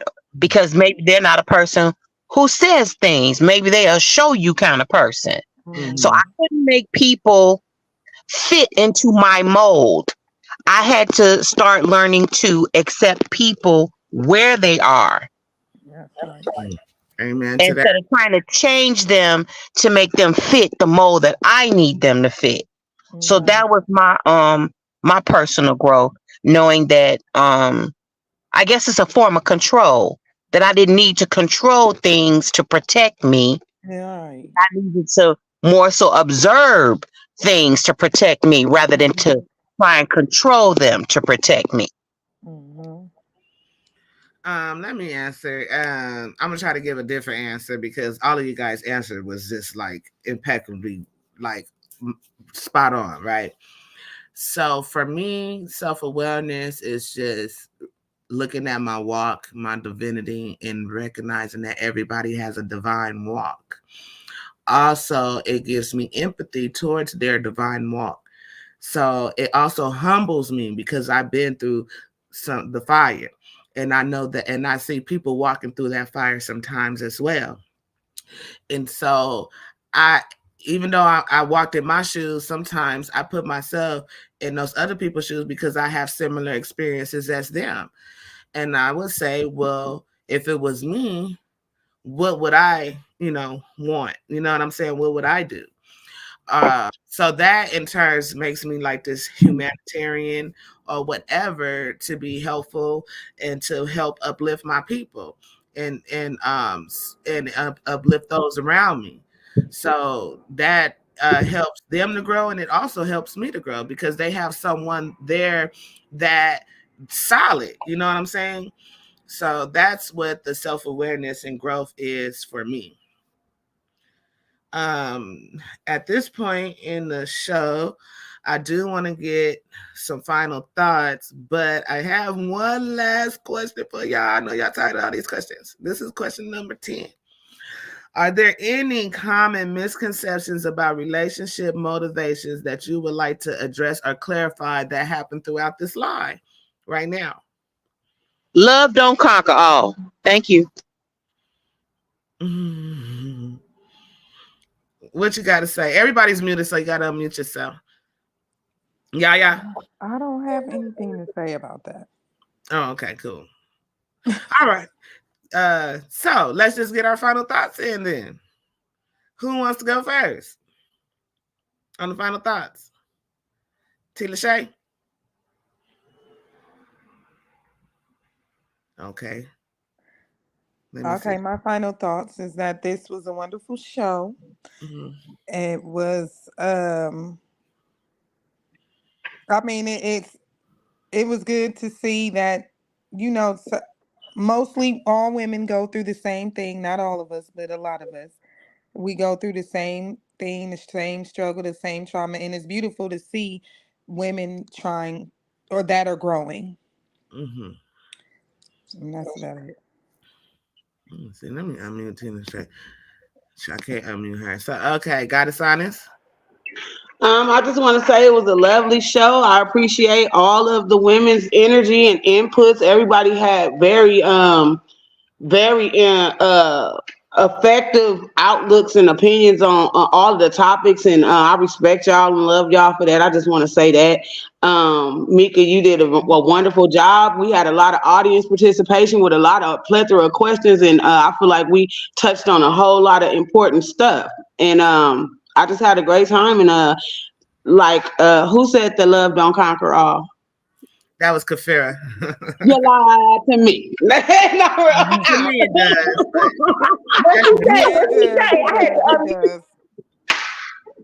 But my love don't conquer all. Let me tell you something. The love frequency is the most powerful frequency in the entire omniverse, baby. Let me tell you something about love. Unconditional love, radical self-acceptance. Let me tell you something. It's the most powerful energy you ever can tap into. So, yes, man, it really the hell does. Radical self-acceptance, unconditional love, and positive regard conquers all. Tell that to 52 videos, because her love did not conquer all. Well, the thing about it is that she don't have any love. 52 videos, and a lot of humanity does not understand the radical self-acceptance and the unconditional love for themselves. And so that's where a lot of the stuff come in at. We trying to unpack all of the things that we experienced that took us further and further away from ourselves, away from our heart chakras. You know what I'm saying? So it's just a common thing that a lot of people are experiencing, but the thing that's missing is the healing and sitting in front of yourself and addressing your own shit. You know what I'm saying? To get back to your love frequency where we were all born pure. You know what I mean? And so that's what 52 videos Miss Risa Teese is experiencing. It is a very common thing. And I can attest to that because I had to get back to myself. I had to, walk through my darkness to shine in my light, and so understanding that, and having compassion and unconditional positive regard for those who have not yet tapped into them parts of themselves. You know what I mean? I get it. I know where you're coming from, and I know where you got to get to. Okay. Right. T. Lashane, what's your final thoughts? Um, I missed a lot, and I'm sorry about that. It was a good show. Everybody has good insight, good input, and just to comment on the last thing I heard, I agree. Without love, you have nothing. It's just like parents. We love our children, but to some people, what does love mean? And I believe that there's only one kind of love, and that is the love from God. But at the end of the day, if you don't have true love, I don't see any relationship successfully working, because the more you do for a person is based on the love you have for them. It makes it stronger. A person is not going to want to help you to be there for you if they don't truly love you. They can sit there with you, they might just be a physical body, but if you want mind, body, heart, and soul, that means they have to truly, genuinely love you in order to be there for you. And I do believe that love does conquer all. Okay. Definitely. Kefira, final thoughts. I enjoy everybody's perspective. I respect everybody's perspective.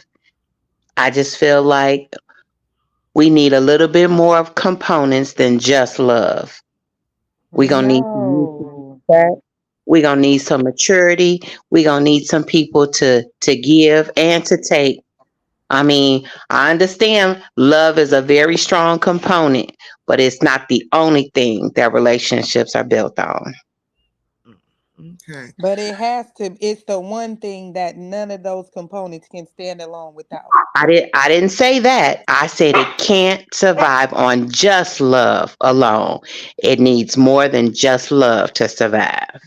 I agree It with does, you. It but does everything is need going to more than come a from love. relationship does, but who you are, you have to be loved, and you have in order to understand love in its totality. I, I'm Or not I'm not disagreeing with that, but you I'm agreeing with you. right, I'm totally agreeing with you right. that a Guys, I'm relationship, trying to a shut healthy the show relationship. down.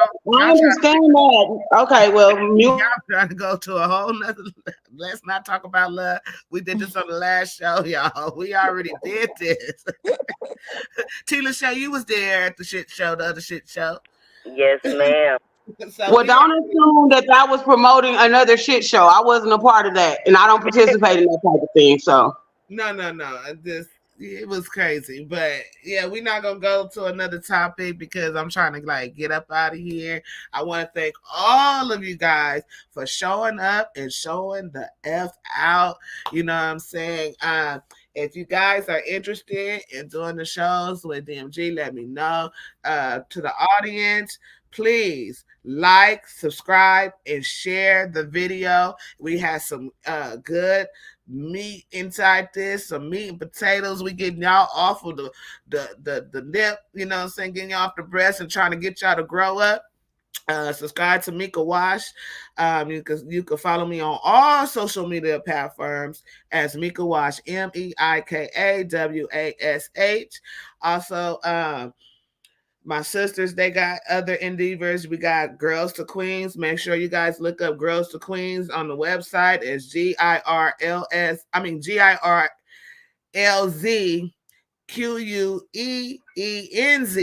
on her website.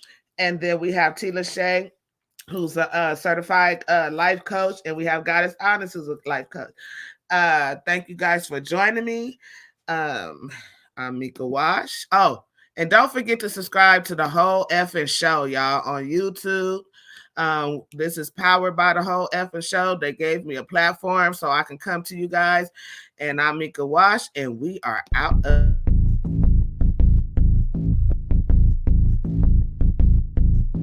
Show who you are. Good riddance. Is your kid and bit the forbidden? As it was written, you overbid it. With the heathens, karma is a bitch, so how you living? Pray for my enemies, I'm forgiving. Cast the pearls on hog moms and chitlin'. If it's too hot, get your ass out the kitchen. Finger licking good, good looking.